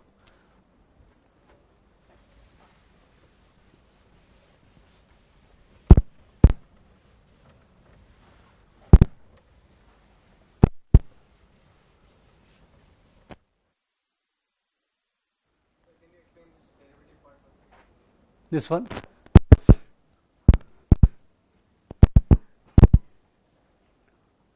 see you get all this, whatever we have done, does not matter. Think of a something is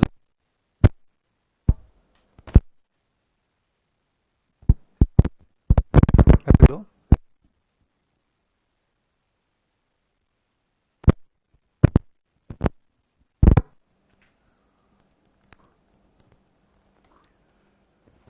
You have a quadratic, who was asking? You have a quadratic polynomial. You can write it as, let's say the variable is k minus some a times k minus b. It will have two zeros, right? Now this entire thing is 0. You want that to be 0. For that to be 0, your k could be a or k could be b. Okay. Let's say k is equal to a or k equal to b. Let's say k equal to a. That is 0. Okay. Now these a's and b's, these are the ones which are corresponding to your poles which are moving. Okay. Now I want to know what condition I should satisfy such that these two poles are at the same place, because if that happens I cannot deform the contour. So if I take a derivative of this quadratic thing, see it's a product of two factors, right? So first factor times the derivative of second and plus derivative first times the second. So when you take the derivative, it will give you k minus a plus k minus b. You see that, right? Factor 2, this becomes this. Now I want a condition that a is equal to b. So if I put this equal to 0, and already the condition is that k minus a times k minus b is 0. These two together will ensure that a is equal to b. That's what I am saying. So for the poles to collide, you need the derivative of d to be 0. Actually, sir, it is easy to show in quadratic itself. Ax square plus bx plus c. If you demand this is 0 plus derivative 0, you will yourself see that solution are same. That is precisely what I am saying. I am just writing your ax square plus ba plus c equal to 0. You are writing as a product of 2. That's what I am saying. Okay, so your condition is that this condition of pinching is that summation over I for all loop for all lines belonging to the loop J, the sum of these things should be equal to 0 for each such J. Okay. And what is each such J? Those J's, see we had started with kj's, which you can take whatever values, for which you can take whatever values, but d will remain 0. These are the ones for which it matters. Depending on the value of kj, d may or may not be 0, the value of d will change. So now we have forced it by this condition to be on the surface, and now it is trapped, and now d will be 0. Okay, we have trapped the contour by this condition, potentially trapped, because as I said, the poles might be coming this way and you can still deform, but at least this should be satisfied. Okay, so I'll just write, I think I wrote already. So sum includes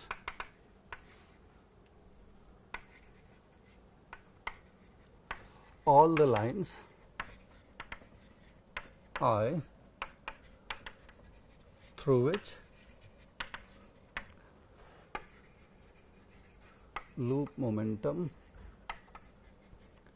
kj runs.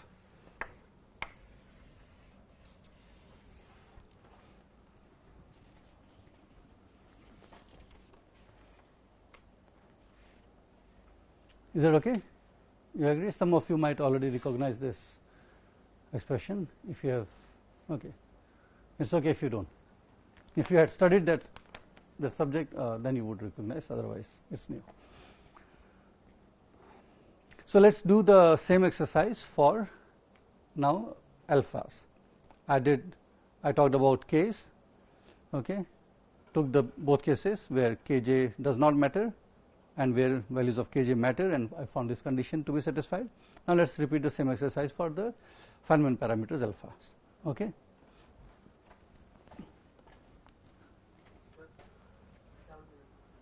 Sorry? 7 minutes. Let's stop here. No, no. No, I'm saying, I think in 7 minutes I can say this. Yeah, it will be done.